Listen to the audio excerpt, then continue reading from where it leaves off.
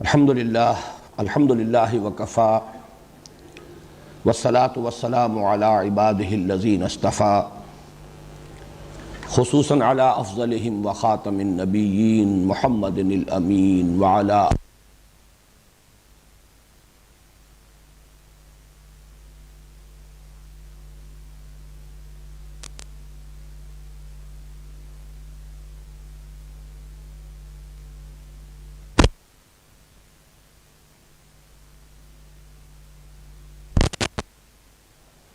فَأَمَّا الَّذِينَ فِي قُلُوبِهِمْ زَيْغٌ فَيَتَّبِعُونَ مَا تَشَابَهَ مِنْهُ ابْتِغَاءَ الْفِتْنَةِ وَابْتِغَاءَ وَمَا يَعْلَمُ تَأْوِيلَهُ إِلَّا اللَّهُ وَالرَّاسِخُونَ فِي الْعِلْمِ يَقُولُونَ مِنْ عِنْدِ رَبِّنَا وَمَا يَذَّكَّرُ إِلَّا أُولُو الْأَلْبَابِ وَقَالَ عَزَّ وَجَلَّ کتاب انزلناہ الیک مبارک لیدبروا آیاتہ ولیتذکر اولو الالباب صدق اللہ العظیم رب اشرح لی صدری ویسر لی امری واحلل عقدۃ من لسانی یفقہوا قولی اللہم ربنا الہمنا رشدنا واعذنا من شرور انفسنا اللہم ارنا الحق حقا وارزقنا اتباعہ وارنا الباطل باطلا وارزقنا اجتنابہ اللہم ارحمنا بالقرآن العظیم واجعلہ لنا اماما ونورا وہدا ورحمہ اللہم ذکرنا منہ ما نسینا وعلمنا منہ ما جہلنا وارزقنا تلاوتہ آناء اللیل وآناء النہار وَاجْعَلْهُ لَنَا حُجَّةً يَا رَبَّ الْعَالَمِينَ آمین۔ تعارف قرآن کے ضمن میں گزشتہ ہفتے 2 نشستوں میں ہم نے 10 عنوانات کے تحت کچھ بنیادی باتوں پر غور کیا۔ اس کا ایک اجمالی جائزہ پھر پیش کر رہا ہوں۔ پہلا عنوان تھا قرآن حکیم کے بارے میں ہمارا اجمالی عقیدہ۔ اس کے ضمن میں ایک بات کا اضافہ کرنا چاہ رہا ہوں کہ عقیدے کا لفظ قرآن اور حدیث کا نہیں ہے، یہ من جملہ ان اصطلاحات کے ہے کہ جو بعد میں وضع ہوئی ہیں۔ عقیدہ عقدہ سے بنا ہے، گرہ، اور اس کا صحیح ترجمہ انگریزی میں ہوگا ڈاگما، وہ شے جو کوئی انسان مانتا ہے، بلا دلیل مانتا ہے، بلا برہان مانتا ہے۔ واقعہ یہ ہے کہ یہ لفظ اپنی اصل کے اعتبار سے دین اسلام کے ساتھ اور اس کی جو فکری اساس ہے ایمان، اس کے ساتھ مناسبت نہیں رکھتا۔ البتہ عوام الناس کے لیے یہی لفظ ہے کہ جو مستعمل ہے، اور عوام کے ضمن میں یہ بات بھی درست ہے کہ وہ کچھ باتیں مانتے ہیں اور ضروری نہیں کہ اس کے لیے ان کے پاس کوئی دلائل بھی ہو، کوئی استدلال بھی موجود ہو۔ بہرحال یہ لفظ اجمالی عقیدہ میں نے استعمال کیا تھا قرآن حکیم کے بارے میں 3 جو بنیادی باتیں ہیں ان کے ضمن میں۔ نمبر 1 یہ اللہ کا کلام ہے، نمبر 2 یہ محمد الرسول اللہ صلی اللہ علیہ وسلم پر نازل ہوا، اور نمبر 3 یہ من و عن کل کا کل محفوظ ہے۔ پھر ہم نے انہی 3 چیزوں پر ذرا تفصیل میں اور کسی قدر گہرائی میں اتر کر غور کیا۔ چنانچہ اگلے 3 عنوانات یہ تھے: قرآن کا کلام الہی ہونا، اس کے ضمن میں ہم نے کچھ گفتگو کی۔ کلام الہی کی انسانوں کے ساتھ جب اللہ کلام فرماتا ہے تو کتنی صورتیں ہیں۔ پھر یہ کہ یہ کلام الہی اللہ کی صفت ہے، قدیم ہے۔ کلام الہی انسانی ہدایت کے لیے متشکل ہوا حروف و اصوات کی صورت اختیار کر کے، حالانکہ کلام اللہ کی صفت ہے اور وہ ہر قسم کی حروف و اصوات اور ظاہری شکلوں سے مبرہ اور منزہ ہے۔ پھر یہ کہ وہ اصل کلام الہی وہ تو لوح محفوظ میں ہے، ام الکتاب میں ہے، کتاب مکنون میں ہے، یہ گویا کہ حضور صلی اللہ علیہ وسلم پر نازل ہوا، اور یہ اس کی مصدقہ نقول ہیں جو ہمیں اللہ تعالیٰ کے فضل و کرم سے حاصل ہے۔ اگلا عنوان تھا حضور پر اس کا نزول، اس میں پھر نزول، انزال، تنزیل، ان تین مصدروں میں فرق کیا ہے؟ قرآن مجید کے لیے انزال بھی آیا ہے اور تنزیل بھی آیا ہے، ان میں کیا فرق ہے؟ قرآن مجید کا لیلۃ المبارکہ اور لیلۃ القدر میں نازل ہونا، اس کا مفہوم کیا ہے؟ حضور پر 23 برس میں اس کا نزول، اس کا مفہوم کیا ہے؟ سابقہ کتابوں سے تقابل کریں تو سابقہ کتابوں کی تنزیل یا نزول اور قرآن کے نزول اور تنزیل میں کیا فرق ہے؟ اس پر ہم نے ذرا تفصیلاً غور کیا، اور اس کے ساتھ ساتھ یہ بھی کہ اس کا زمانہ نزول کیا ہے اور علاقہ نزول کیا ہے، تاکہ ٹائم اینڈ سپیس کمپلیکس میں ہمارے ذہن میں خاکہ جم جائے کہ یہ کب اور کہاں نازل ہوا۔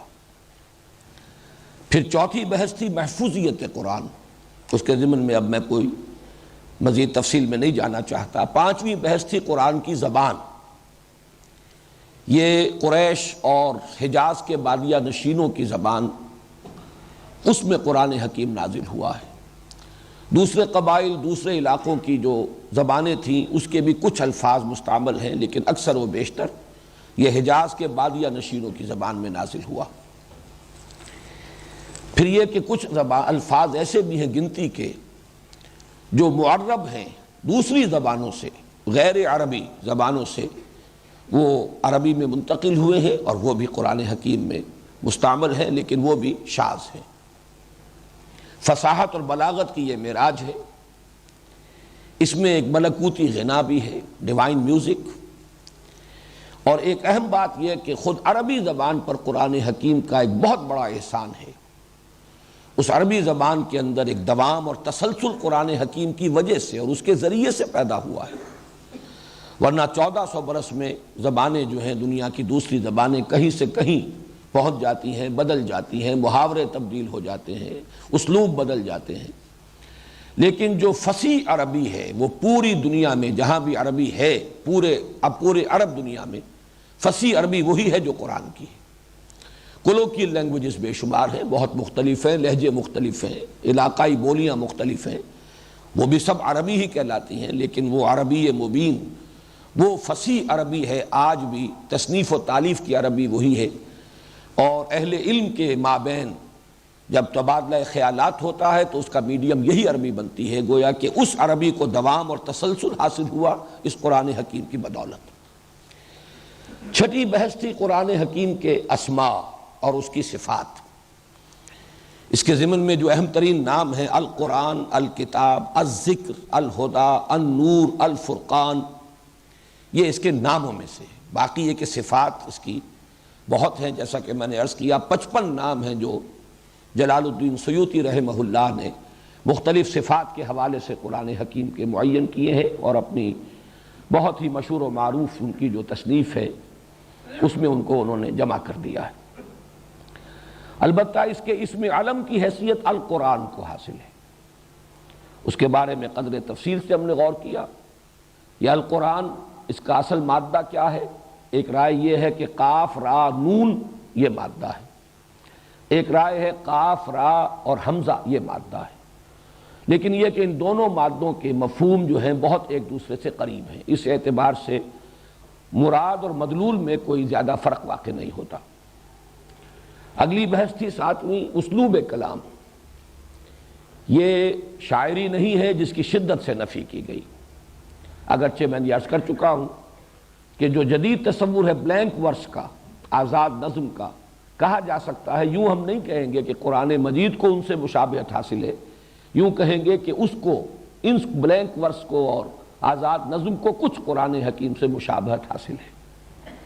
باقی یہ کتاب مجموعہ مقالات نہیں، یہ عام جو ہمارا دنیاوی تصور ہے کتاب کا کہ اس میں چیپٹرز ہوں اور مضامین منقسم ہوں، اس کا بھی اطلاق اس پر نہیں ہو سکتا۔ عام اسلوب خطبے کا ہے، تو میں نے عرض کیا تھا کہ اس کے لیے اگر اصطلاح ہمیں وضع کرنی ہی ہو تو ایک کلیکشن آف ڈیوائن اوریشنز، مجموعہ خطبات الہیہ۔ پھر اگلی بحث تھی 8ویں ترکیب و تقسیم، اس کی اکائی کیا ہے؟ آیت، آیت کے معنی کیا ہیں، آیتیں کتنی ہیں، آیتیں مل کر سورتیں بنتی ہیں۔ سورت کے معنی کیا ہے، سورتوں کی تعداد کیا ہے؟ اس سے آگے سورتیں دور صحابہ میں صرف منزلوں یا احزاب کی شکل میں جمع تھیں، اس کے علاوہ کوئی اصطلاح جو ہے دور نبوی میں اور دور صحابہ میں موجود نہیں تھی۔ تقسیم اب شروع ہوئی، بڑی صورتوں کو رکوعوں میں تقسیم کیا گیا تاکہ ایک رکعت میں نماز میں آسانی سے جو حصہ پڑھا جا سکے اور اس میں معنوی ربط نہ ٹوٹے، اور یہ تقسیم چونکہ تابعین کے دور میں ہو گئی لہذا بہت ہی منطقی ہے، اصولی ہے، عقلی ہے اور مضمون کے اعتبار سے محکم ہے۔ البتہ جو پاروں میں تقسیم ہوئی ہے وہ زمانہ مابعد میں ہوئی ہے اور اس کی کوئی بنیاد نہیں ہے۔ حال ہی میں سعودی عرب نے جو بڑے پیمانے پر مصحف شائع کیے اور تقسیم کیے، اس میں انہوں نے احزاب میں تقسیم کیا پاروں کو، کچھ پاروں میں رد و بدل بھی کیا ہے ان کے آغاز اور اختتام میں کہیں کہیں، لیکن یہ کہ ان کو پھر تقسیم کیا 8 حصوں میں اور رکوعوں کی تقسیم انہوں نے ختم کر دی۔ میری ذاتی رائے یہ ہے کہ رکوعوں کی وہ تقسیم جو قدیم ہے وہ کہیں بہتر ہے احزاب کی اس تقسیم سے کہ جو سعودی عرب کے شائع شدہ مصاحف میں آج موجود ہے۔ ان میں معنوی ربط نہیں ہے، اس میں تو وہی ہے جیسے پارے برابر برابر 30 تقسیم کیے گئے، اسی برابر برابر 8 حصے کر دیے گئے اس پارے کے، جبکہ رکوعوں کا آپ کو معلوم ہے کسی پارے کے اندر 16 رکوع ہے، کسی میں 18 ہے، کسی میں کم ہے، کسی میں زیادہ ہے، کیونکہ وہاں پر تقسیم جو ہے معنوی ہے، وہ یقیناً بہتر تقسیم ہے۔ اس سے آگے کا معاملہ ہے ترتیب اور تدوین۔ تدوین کے ضمن میں عرض کر چکا ہوں کہ 3 مرحلوں میں اس کی تدوین مکمل ہوئی۔ ایک مرحلہ حضور صلی اللہ علیہ وسلم کی حیات طیبہ میں مکمل ہو گیا، لیکن وہ کتابی شکل میں قرآن جمع نہیں ہوا تھا، سینوں میں ترتیب کے ساتھ مدون ہو گیا، حفاظ کے سینوں میں محفوظ تھا۔ حضور صلی اللہ علیہ وسلم نے اسی ترتیب سے قرآن پڑھایا صحابہ کو اور قرآن یاد کیا صحابہ کرام نے رضوان اللہ تعالی علیہ اجمعین۔ حضرت ابوبکر کے زمانے میں گویا کہ حضور کے انتقال کے لگ بھگ 2 سال کے اندر وہ کتابی شکل میں بھی جمع ہو گیا۔ یہ تدوین کا دوسرا مرحلہ ہے۔ اس کے بعد اس کا ایک آفیشل ٹیکسٹ تیار ہوا ہے، رسم الخط، اس لیے کہ لہجوں کے فرق کی وجہ سے لکھنے میں بھی فرق واقع ہو رہا تھا۔ تو حضرت عثمان رضی اللہ تعالی عنہ کے عہد خلافت میں پھر اس کا ایک بورڈ بنا کر باقاعدہ حفاظ کا اور جو ماہرین قرآن تھے صحابہ کرام میں سے جو زیادہ قرآن مجید سے واقف تھے، پھر یہ کہ اس کا ایک آفیشل ٹیکسٹ تیار کر دیا گیا، اسے کہا جاتا ہے مصحف عثمان رضی اللہ تعالی عنہ۔ ویسے مصحف کا لفظ حضرت ابوبکر رضی اللہ تعالیٰ عنہ کے عہد خلافت میں بھی یہ استعمال ہونے لگا تھا۔ جب اس کو جلد کی صورت میں ایک کتاب کی شکل میں مرتب کیا گیا تو سوال پیدا ہوا کہ اسے کیا کہیں، تو مختلف تجویزیں سامنے آئیں، لیکن اس میں جسے شرف قبول حاصل ہوا وہ مصحف ہے۔ تو مصحف تو مرتب ہو گیا ہے حضرت ابوبکر کے زمانے میں رضی اللہ تعالیٰ عنہ، البتہ اس کا ایک معین رسم الخط، جس کے لیے میں نے الفاظ استعمال کیے تھے کہ حضرت عثمان کو اگر ہم کہیں جامع آیات القرآن تو یہ بہت مس لیڈنگ بات ہے، اس سے بڑے مغالطے پیدا ہوتے ہیں۔ البتہ یہ کہ جامع الامت علی رسم واحد، قرآن کے ایک رسم الخط پر پوری امت کو جمع کرنے والے یہ ہیں حضرت عثمان رضی اللہ تعالیٰ عنہ۔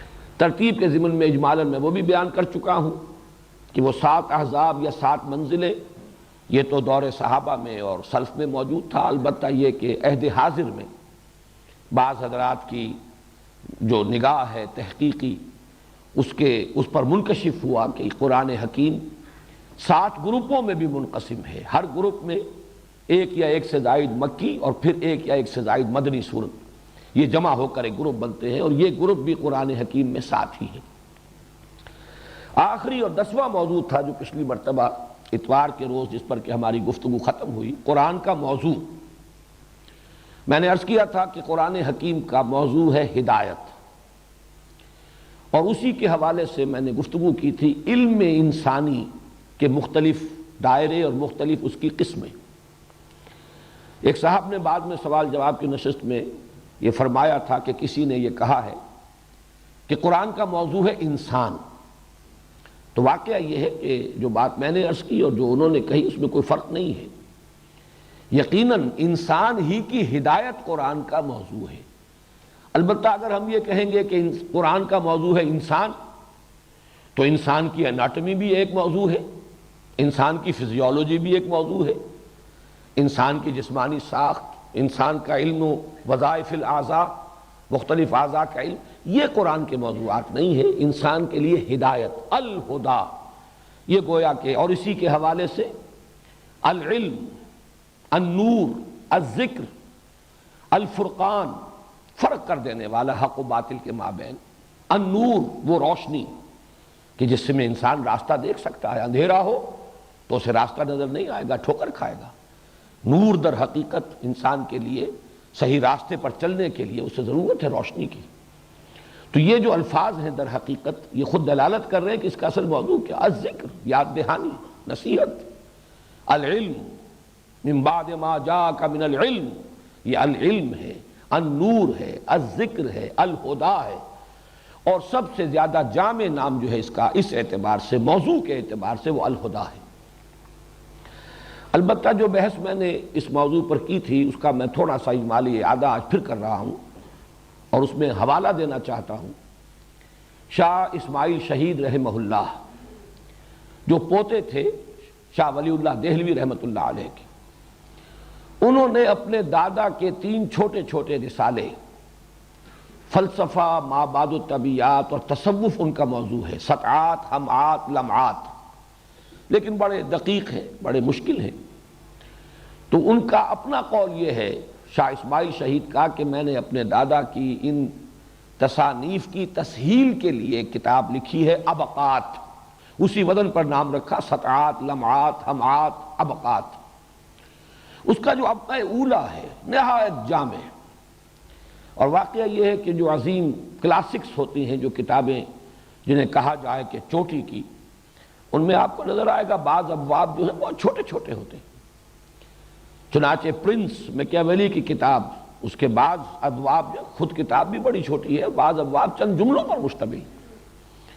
تو پہلا جو باب کہہ لیجئے اس کتاب کا، اس میں انسانی علم کے 3 دائرے معین کیے گئے.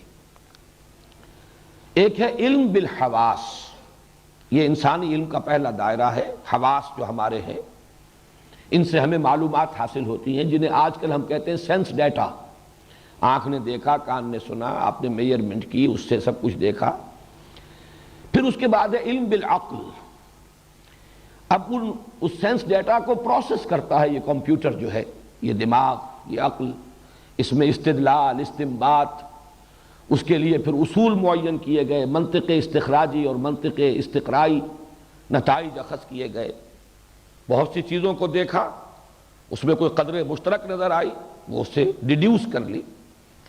اور اسی طریقے سے کسی چیز سے کسی چیز تک پہنچنے کے لیے استخراجی منطق کے اصول معین کیے گئے. تو یہ ہے علم بالعقل.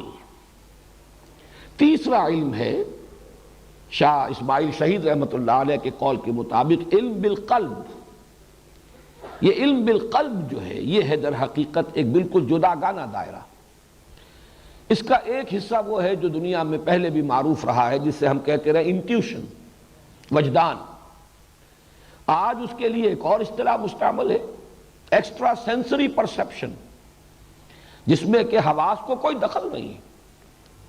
ظاہر بات ہے کہ عقل جو ہے اس کو، وہ تو محتاج ہے کہ حواس کے ذریعے سے جو معلومات اسے حاصل ہوں گی، جو سینس ڈیٹا اس کو ملے گا، وہ اسی کو پروسیس کرے گی. لیکن یہ ہے کہ حواس سے ماورا، گویا کہ عقل سے بھی ماورا، ان دونوں سے ماورا بھی کوئی سورس ہے انسان کے پاس، جس کو آج کہا جا رہا ہے ESP، ایکسٹرا سینسری پرسیپشن. اس سے پہلے ہمارے ہاں ادب میں اس کے لیے وجدان، انٹیوشن. یہ علم بالقلب جو ہے در حقیقت یہ ہے وہ خاصہ انسانی علم کا جس کو کہ مادیین، مادہ پرست، وہ اس سے واقف نہیں ہے. پہلے دونوں علم تو دنیا کو معلوم ہے. اگر آپ قرآن کی طرف رجوع کریں گے تو سورہ بقرہ کے 4 رکوع میں ابتدا میں اس علم کا ذکر ہے، علم الاسماء کے عنوان سے، جو حضرت آدم علیہ السلام کو عطا فرمایا گیا. اور آخر میں ذکر ہے ہدایت کا، علم آدم الاسماء کلہا، یہ شروع میں، اور آخر میں جب خلافت کا چارج دیا گیا حضرت آدم علیہ السلام کو، تو جو چارٹر ہے اس کا ابدی چارٹر وہ یہ ہے فَإِمَّا يَأْتِيَنَّكُم مِّنِّي هُدًى فَمَن تَبِعَ هُدَايَ فَلَا خَوْفٌ عَلَيْهِمْ وَلَا هُمْ يَحْزَنُونَ وَالَّذِينَ كَفَرُوا وَكَذَّبُوا بِآيَاتِنَا أُولَٰئِكَ أَصْحَابُ النَّارِ هُمْ فِيهَا خَالِدُونَ۔ تو گویا کہ یہ دو علم بنتے ہیں۔ اب انسان حواس کے ذریعے سے جو علم حاصل کر رہا ہے اور عقل سے اس میں جو اضافے کرتا ہے، اس کا سب سے نمایاں جو حصہ ہے علم کا وہ ہے جو ہمارے مادی علوم ہے، فزیکل سائنسز کا علم۔ یہ علم ہے، اسی سے ٹیکنالوجی ہے۔ انسان نے مختلف چیزوں کے خواص معلوم کیے، کچھ قوانین فطرت، فزیکل چینج اور کیمیکل چینج کے جو اصول ہیں وہ دریافت کیے، پھر ان اصولوں کو جو کچھ معلومات حاصل ہوئی انہیں ایکسپلائٹ کیا، انہیں استعمال کیا، اور اس سے انسان کی یہ ٹیکنالوجی جو ہے وہ ترقی کرتی جا رہی ہے، اور ابھی نہ معلوم کہاں تک پہنچے گی۔ یہ ایک علم ہے۔ البتہ انسان صرف اس علم پر قانع نہیں رہا، اس لیے کہ اس علم سے تو جزوی علم حاصل ہوتا ہے، بٹ بائی بٹ، ایک ایک جز، قدم بقدم، جبکہ انسان کی ایک ارج ہے، وہ ماہیت معلوم کرنا چاہتا ہے، کائنات کی حقیقت کیا ہے، میری حقیقت کیا ہے، علم کی حقیقت کیا ہے، خیر و شر کی حقیقت کیا ہے۔ ظاہر بات ہے کہ آج سے 1000 سال قبل کے انسان کی معلومات، وہ جو علم بالحواس اور علم بالعقل کا دائرہ ہے، بڑا محدود تھا دائرہ معلومات، لیکن اس چیز کی اس وقت بھی انسان کو ضرورت تھی کہ وہ کوئی رائے قائم کرے، یہ کائنات جس میں میں ہوں اس کی حقیقت کیا ہے، اور میں جو ہوں میری حقیقت کیا ہے، میرا اس کے ساتھ وقت کیا ہے، تعلق کیا ہے، میری زندگی کا آغاز کیا ہے، میری زندگی کا مال کیا ہے، اس سفر کی منزل کون سی ہے آخری۔ یہ چیزیں اگر وہ معین نہیں کرتا تو کیا کروں کیا نہ کروں، کیا کرنا صحیح ہے کیا کرنا غلط ہے، اور یہ انسان کی ضرورت ہے۔ لہذا اس ضرورت کے تحت فلسفہ، یہ گویا کہ جب سے انسان نے سوچنا شروع کیا ہے، یہ فلسفہ بھی شروع ہو گیا کہ جو ان گتھیوں کو سلجھانا چاہتا ہے۔ ان گتھیوں کو سلجھانے کے لیے انسان نے پھر اپنے عقل کے گھوڑے دوڑائے، اپنی منطق کو استعمال کیا۔ فلسفہ، ما بعد الطبیعیات، میٹافزکس، الہیات، ایتھکس، اخلاقیات، نفس انسانی کی حقیقت، نفسیات، یہ تمام علوم جو ہیں یہ بھی انسانی علوم میں سے ہے۔ گویا کہ علم بالحواس اور علم بالعقل کے نتیجے میں یہ دو علم وجود میں آئے، ایک فزیکل سائنسز کا علم جس کا تعلق ہے ٹیکنالوجی سے، دوسرا جس کو آپ کہیں فلسفی ہے، سوشالوجی ہے، نفسیات انسانی کا معاملہ ہے، اخلاقیات کا معاملہ ہے۔ تو اب یہ جان لیجئے کہ خدا، جس کی کہ تکمیلی شکل الہدا ہے قرآن حکیم، اس کا موضوع وہ علم انسانی کا دائرہ اول نہیں ہے۔ یہ سائنس کی کتاب نہیں ہے، سائنس پڑھانے نہیں آئی، ٹیکنالوجی سکھانے نہیں آئی، انبیاء اس لیے نہیں بھیجے گئے۔ اگرچہ قرآن حکیم میں سائنٹیفک فینومینا کی طرف ریفرنسز ہیں اور وہ لازماً درست ہیں، لیکن یہ کہ وہ اصل موضوع نہیں ہے قرآن کا، اور ان کے ضمن میں ظاہر بات ہے کہ ان کی حقیقت اور ان کی اصل ماہیت کو سمجھنا جو ہے، اس میں جیسے جیسے انسان کے سائنٹیفک علم میں تدریجاً ترقی ہوئی ہے، اسی طریقے سے ان ریفرنسز کو سمجھنا بھی انسان کے لیے تدریجاً ممکن ہو رہا ہے۔ البتہ قرآن کا اصل موضوع کیا ہے؟ وہ مابعد الطبیعیات، نفسیات۔ قرآن نے جو الہیات اور مابعد الطبیعیات دیے ہیں اس کا ایک مجموعی نام ایمان ہے۔ پھر فکر اور عمل دونوں کے لیے رہنمائی درکار ہے، جیسے کہ کسی راستہ چلنے والے کو ضرورت ہوتی ہے روڈ سائنس کی، روک دیا جائے ادھر نہ جانا، ادھر خطرہ ہے، ڈینجر ہے، یہاں ہلاکت ہے، یہاں ادھر نہ مڑ جانا ادھر جانا۔ اسی طریقے سے انسان کو سفر حیات میں ان کوشنز کی ضرورت ہے، ادھر خطرہ ہے، یہ شے تمہارے لیے ممنوع ہے، یہ حرام ہے، یہ نقصان دہ ہے، اس میں ہلاکت ہے، چاہے تمہیں نظر نہیں آ رہی ہلاکت، لیکن ادھر جاؤ گے تو تمہارے لیے ہلاکت ہے۔ تو در حقیقت یہ ہے اصل موضوع قرآن حکیم کا۔ میں تفصیل سے عرض کر چکا ہوں پچھلی مرتبہ کہ سائنٹیفک فنومینا کے بارے میں اصولی بات جان لینی چاہیے کہ وہ قرآن کا اصل موضوع نہیں ہے، البتہ جو بھی ریفرنسز ہیں وہ 100% درست ہیں، جس کے لیے میں نے مورس بکائی اور وہ ایمبریولوجسٹ کیتھ ایلمور، ان کا میں نے خاص طور پر حوالہ دیا تھا۔ اب اس کے بعد اب آئیے ہم آگے چل رہے ہیں۔ ہمارا آج کا اصل موضوع ہے فہم قرآن کے اصول۔ فہم قرآن کے اصول کے تحت مجھے قرآن کے اصول تفسیر بیان کرنا مطلوب نہیں ہے، اس لیے کہ وہ اپنی جگہ پر ایک بہت بڑا موضوع ہے۔ آپ یوں کہہ سکتے ہیں کہ قرآن مجید کا مطالعہ اور اس مطالعے کے ضمن میں چند اصولی، انہیں ہدایات کہیں اشارات کہیں، وہ ہے جو میری آج کی گفتگو کا موضوع ہے، اور اس کے لیے میں نے 7 ذیلی عنوان معین کیے ہیں۔ آج اگر یہ بیان مکمل ہو جائے تو میں کافی سمجھوں گا، اور پھر کچھ اور موضوعات بھی تعارف قرآن کے ضمن میں باقی رہ جائیں گے جو انشاءاللہ ہم کل مکمل کریں گے۔ سورہ فاتحہ کے درس کی نوبت جو ہے وہ انشاءاللہ اب اگلے ہفتے آئے گی۔ سب سے پہلے یہ کہ قرآن مجید کا اسلوب استدلال کیا ہے۔ قرآن کے ہر طالب علم کو یہ جاننا چاہیے کہ قرآن کا اسلوب استدلال، اگرچہ فلسفہ اس کا موضوع ہے، لیکن اس کا اسلوب استدلال منطقی نہیں ہے، اس لیے کہ جس فلسفے سے انسان واقف ہے اس کی بنیاد منطق ہے۔ یہ تو کہا جا سکتا ہے کہ پہلے استخراجی منطق تھی، کل کی کل ڈیڈکٹیو لاجک، اب جو ہے انڈکشن بھی ہے، انڈکٹیو لاجک بھی ہے، استقراء بھی ہے، لیکن قرآن حکیم سے اگر کچھ مناسبت ہے تو استقراء کو تو ہے، انڈکشن کو تو ہے۔ وہ جو جس سے کہ ہمارے فلاسفہ اور متکلمین جس سے اعتناء کرتے رہے ہیں، ڈیڈکٹیو لاجک، استخراجی منطق، قرآن مجید نے اس کو سرے سے اختیار نہیں کیا، بلکہ واقعہ یہ ہے کہ بہت ہی ایک طرح سے کہا جا سکتا ہے کہ زیادتی بھی ہوئی، اگرچہ وہ ایک دور کا ایک تقاضا تھا، اس کو پورا کرنے کی ہمارے متکلمین نے کوشش کی، لیکن اس سے واقعہ یہ ہے کہ کوئی زیادہ فائدہ نہیں پہنچ پایا۔ ایمانی حقائق کو جب استخراجی منطق کے ذریعے سے ثابت کرنے کی کوشش کی گئی تو یقین کم اور شک زیادہ پیدا ہوا۔ اس ضمن میں کانٹ کی بات آخری ہے، علامہ اقبال نے بھی اپنے خطبات کا آغاز اسی کے حوالے سے کیا کہ اس نے ثابت کر دیا اور حتمی طور پر ثابت کر دیا کہ کسی منطقی دلیل سے خدا کا وجود ثابت نہیں کیا جا سکتا۔ منطق میں آپ ایک دلیل لائیں گے اللہ کی ہستی کے لیے، اس بات کے لیے، دوسری دلیل منطق کی اسے کاٹ دے گی، منطق کو کاٹ دیتی۔ لہذا قرآن کا اسلوب جو ہے، اگرچہ اس نے کہیں کہیں منطق کو بھی استعمال کیا ہے، لیکن وہ بھی منطقی اصطلاحات میں نہیں۔ قرآن مجید کا اسلوب استدلال ہے فطری۔ اس سے مراد کیا ہے؟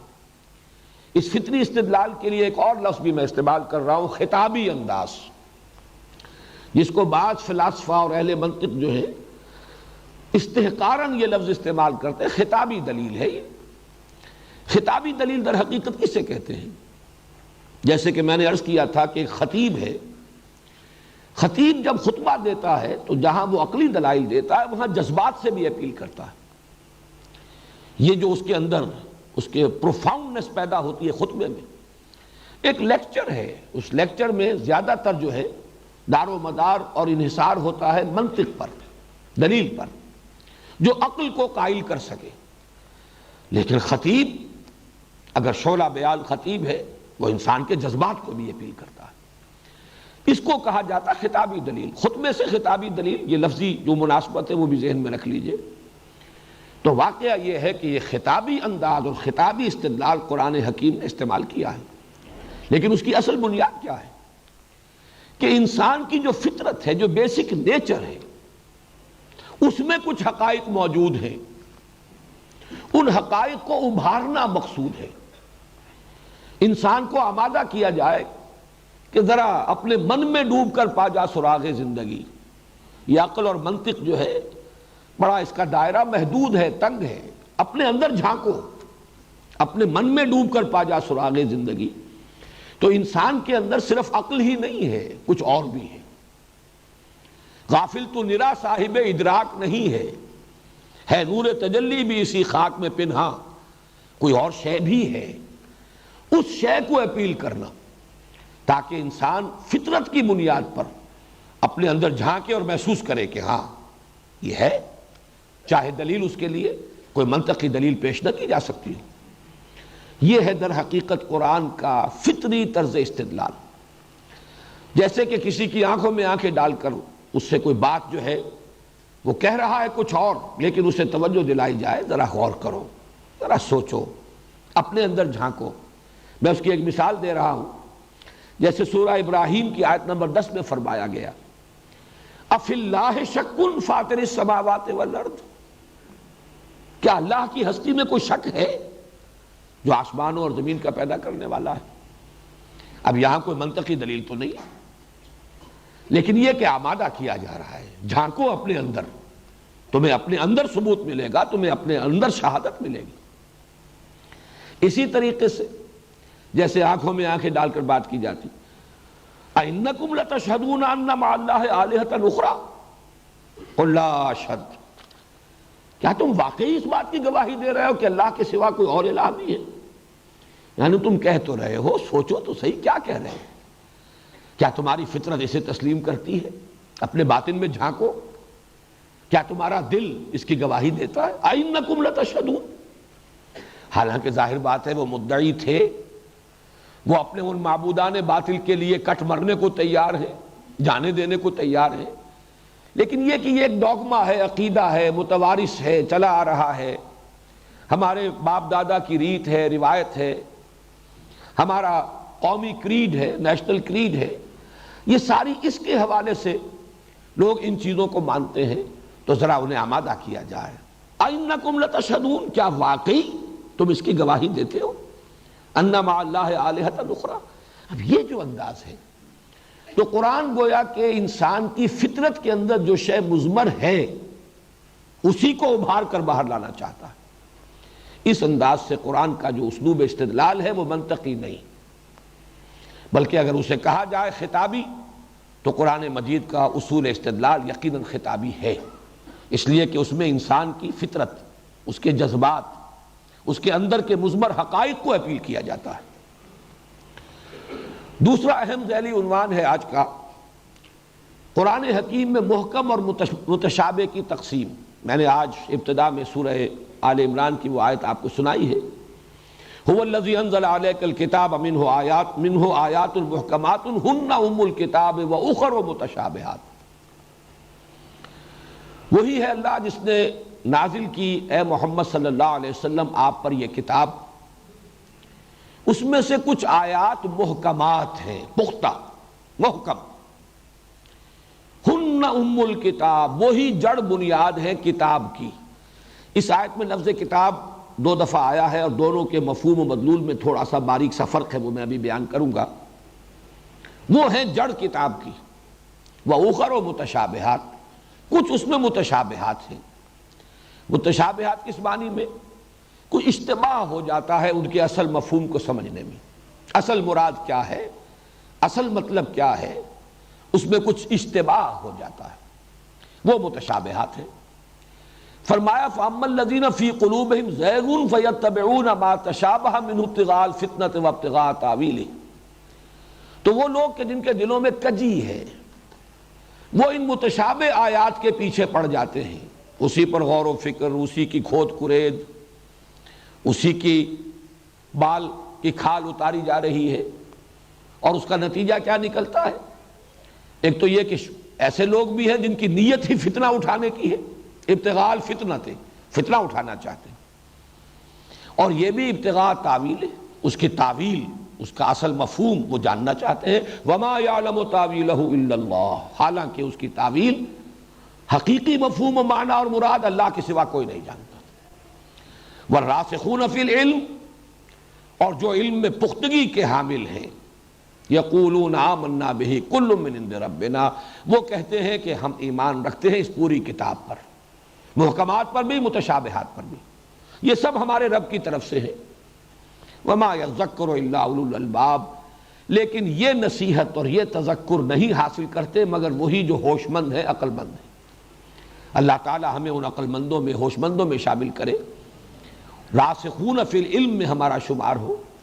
لیکن اگر ہم یہ چاہتے ہیں تو جاننا چاہیے یہ محکم اور متشابہ سے مراد کیا ہے، فرق کیا ہے ان میں۔ اس اعتبار سے میں عرض کروں گا کہ محکم قطعی وہ محکم کہ جن کے محکم ہونے میں نہ پہلے کوئی شبہ ہو سکتا تھا، نہ اب ہوگا، نہ کبھی آئندہ ہوگا، وہ تو قرآن حکیم کے اوامر و نواہی ہیں، ڈوز اینڈ ڈونٹس، یہ کرو یہ مت کرو، یہ حرام یہ حلال، یہ جائز یہ ناجائز، یہ پسندیدہ یہ ناپسندیدہ، یہ اللہ کو پسند اور یہ اللہ کو ناپسند۔ یہ جو عملی حصہ ہے قرآن کا در حقیقت اصل محکمات وہی ہیں۔ یہی وجہ ہے میں توجہ دلا رہا ہوں کہ یہ کتاب کا لفظ اس آیت میں آیا ہے 2 مرتبہ۔ پہلے آیا ہے بحیثیت مجموعی پوری کتاب، پورا قرآن، هو الذی انزل علیک الکتاب منہ آیات محکمات ہن ام الکتاب۔ یہ دوسری مرتبہ جو لفظ کتاب آیا ہے وہ اسی مفہوم میں ہے کہ کتاب کا لفظ خاص طور پر قرآن مجید کا جو عملی ہدایات پر مشتمل حصہ ہے اس کے لیے یہ مخصوص ہے۔ جہاں کوئی شے واجب کی جاتی ہے، کتب علیکم القتال، کتب علیکم الصیام، کتب علیکم اذا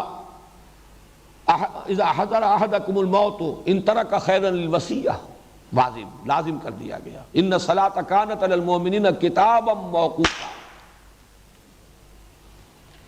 وَلَا تَعْزِمُوا عُقْدَةَ النِّكَاحِ حَتَّى يَبْلُغَ الْكِتَابُ أَجَلَهُ۔ کتاب یہاں مراد ہے وہ حکم جو دیا گیا ہے، جب تک کہ عدت پوری نہ ہو جائے اس وقت تک اب دوسرا نکاح جو ہے اس کے لیے عقدہ نکاح نہیں باندھا جائے گا جب تک کہ وہ عدت نکاح جو اس کا قانون ہے اس کا تقاضا پورا نہ ہو جائے۔ تو اس معنی میں ہن ام الکتاب، قانون، شریعت، عملی ہدایات، ڈوز اینڈ ڈونٹس، اوامر اور نواہی اصل جو ہے وہ ہے در حقیقت محکمات، منہ آیات محکمات ہن ام الکتاب۔ متشابہات جو دائمی متشابہات ہیں، مستقل متشابہات ہیں، وہ کون سی ہیں؟ عالم غیب اور اسی کے ضمن میں عالم برزخ اور عالم آخرہ۔ عالم غیب میں عالم ارواح ہے اس وقت بھی، یہ بھی ہماری نگاہوں سے اوجھل ہے۔ عالم ارواح ملائکہ کا عالم، پھر جس کے لیے ایک اور اصطلاح بھی شاہ ولی اللہ نے استعمال کی، عالم امثال، یا عالم برزخ یا عالم آخرہ، یہ سب در حقیقت وہ دائرہ ہے کہ جس کی حقیقتوں کو کما حق ہو، جیسی کہ وہ ہیں، کما ہیا، سمجھنا ہمارے لیے اس زندگی میں محال ہے، ناممکن ہے۔ ان کا ایک علم دیا جانا ضروری تھا۔ وہ مابعد الطبیعات ایمانیہ جو ہے اس کے لیے ضروری ہے کہ اس کا ایک اجمالی خاکہ تو ہو۔ مرنا ہے، مرنے کے فوراً بعد عالم برزخ میں یہ کچھ ہونا ہے، پھر بعث بعد الموت ہے، حشر و نشر ہے، پھر حساب کتاب ہے، جنت ہے، دوزخ ہے، اس کی حقیقتوں کا ایک اجمالی علم نہ ہو تو ہماری جو بنیادی ضرورت ہے، انسان کو جو فلسفہ چاہیے، جو ورلڈ ویو چاہیے، جو ویلٹن شوؤن چاہیے، وہ تو اس کو فراہم نہیں ہوگا۔ تو دینا بھی ضروری ہے، لیکن ان کی اصل حقیقتوں تک، ان کی کنہ تک رسائی اس دنیا میں رہتے ہوئے اس زندگی میں ہمارے لیے ممکن نہیں۔ لہذا ان کا جو علم دیا گیا ہے وہ آیات متشابہات ہیں، اور وہ دائماً رہیں گی۔ وہ تو جب اس عالم میں آنکھ کھلے گی تب اصل حقیقت معلوم ہوگی، یہاں معلوم ہو ہی نہیں سکتی۔ البتہ ایک دوسرا دائرہ ہے متشابہات کا جو تدریجاً متشابہ سے محکم کی طرف آ رہا ہے۔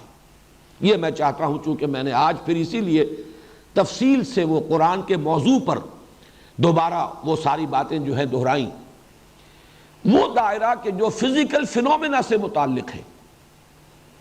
آج سے 1000 سال پہلے اس کا دائرہ بہت وسیع تھا، آج اس کا دائرہ کچھ محدود ہوا ہے، کم ہوا ہے۔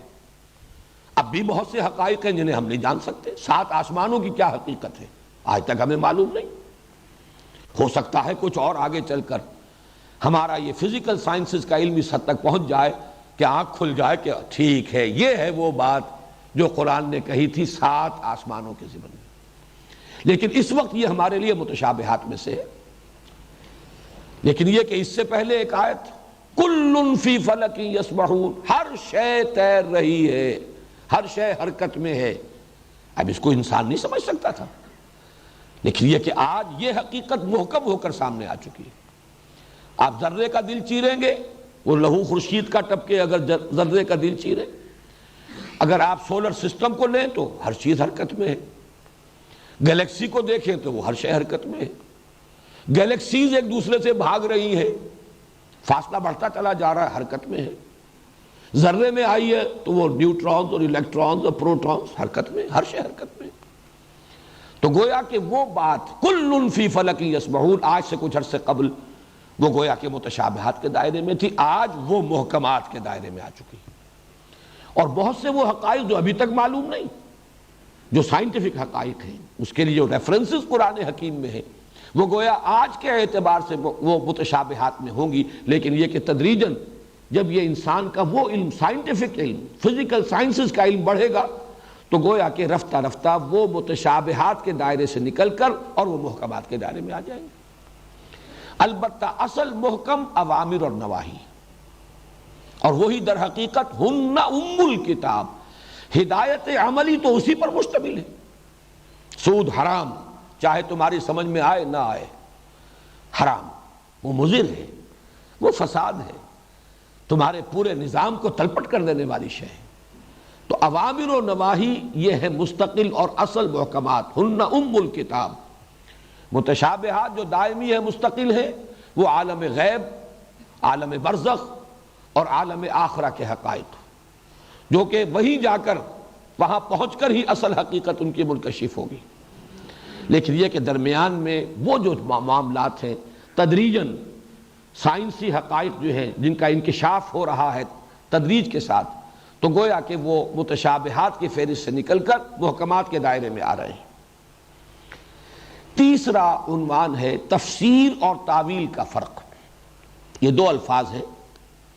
ابھی ہم نے جو آیت پڑھی ہے اس میں وَمَا يَعْلَمُ تَعْوِيلَهُ إِلَّا اللَّهُ، اس کی تعویل کو نہیں جانتا مگر اللہ، کوئی نہیں جانتا۔ تفسیر کا لفظ بھی قرآن مجید میں سورۃ الفرقان میں آیا ہے وَلَا يَأْتُونَكَ بِمَثَلٍ إِلَّا جِئْنَاكَ بِالْحَقِّ وَأَحْسَنَ تَفْسِيرًا، لیکن یہ تفسیر کا لفظ ایک ہی مرتبہ آیا ہے قرآن میں۔ تعویل کا لفظ جو ہے وہ 17 بار آیا ہے، اور اس کے کچھ اور بھی مفاہیم ہیں، کچھ اور چیزوں پر بھی اس کا اطلاق ہوا ہے قرآن کے علاوہ۔ ان میں فرق کیا ہے؟ عام طور پر یہ خیال ہے کہ تفسیر جو ہے زیادہ الفاظ، ان کا مادہ، کہاں سے مشتق ہیں، اب کس شکل میں ہے، کیا مفہوم ہے، زیادہ تر تفسیر کا تعلق اس سے ہے۔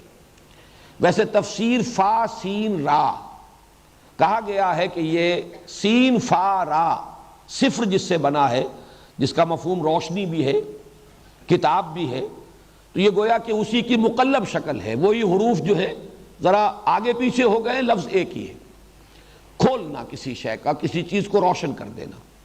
لیکن زیادہ تر یہ مفردات سے متعلق، الفاظ سے متعلق، اور تعویل جو ہے وہ بحیثیت مجموعی کلام کا اصل مدلول، اس سے مراد کیا ہے، اس سے اصل مقصود کیا ہے، اس کی اصل حقیقت کیا ہے۔ لہذا یہی لفظ جو ہے زیادہ مستعمل ہے قرآن کے لیے، اگرچہ ہمارے ہاں اردو داں لوگ زیادہ تر لفظ تفسیر استعمال کرتے ہیں، تفسیر فلاں کی، تفسیر فلاں کی، تفسیر فلاں کی، اس آیت کی تفسیر، اس لفظ کی تفسیر۔ لیکن زیادہ جو قرآن کی اصطلاح ہے اور حدیث میں بھی جو لفظ آیا ہے، اس لیے کہ حضور صلی اللہ علیہ وسلم کی دعا منقول ہے حضرت عبداللہ ابن عباس کے لیے رضی اللہ تعالی عنہما، اللہم فقہہ فی الدین وعلمہ التاویل، اے اللہ اس نوجوان کو دین کا فہم اور تفقہ عطا فرما اور تعویل کا علم عطا فرما۔ تعویل، اصل حقیقت کو پا لینا، کلام کے اصل مراد، اصل مطلوب، اصل مدلول، اصل مفہوم تک پہنچ جائے انسان۔ وہ مجھے مصرع یاد آیا، جو شے کی حقیقت کو نہ سمجھے وہ نظر کیا، تو تعویل اسے کہیں گے اس لیے کہ آلا یعولو کا مادہ عربی زبان میں آتا ہے کسی شے کی طرف لوٹنا. آل اسی لیے کہتے ہیں فلاں کی آل، یعنی وہ اپنی نسبت کرتے ہیں اس ہستی کی طرف. آل فرعون، اس کے معنی جو ہے فرعون کی اولاد نہیں ہے، فرعونی، فرعون والے، فرعون ہی کو اپنا مقتدی مانتے تھے، جو فرعون ہی کی اطاعت کرتے تھے، اس اعتبار سے وہ آل فرعون ہے. آلا یعولو لوٹنا کسی شے کی طرف، اسی معنی میں کسی عبارت کو اس کے اصل مفہوم کی طرف لوٹانا، یہ ہے تعویل. تو تفسیر اور تعویل کے مابین اس فرق کو ذہن میں رکھیے.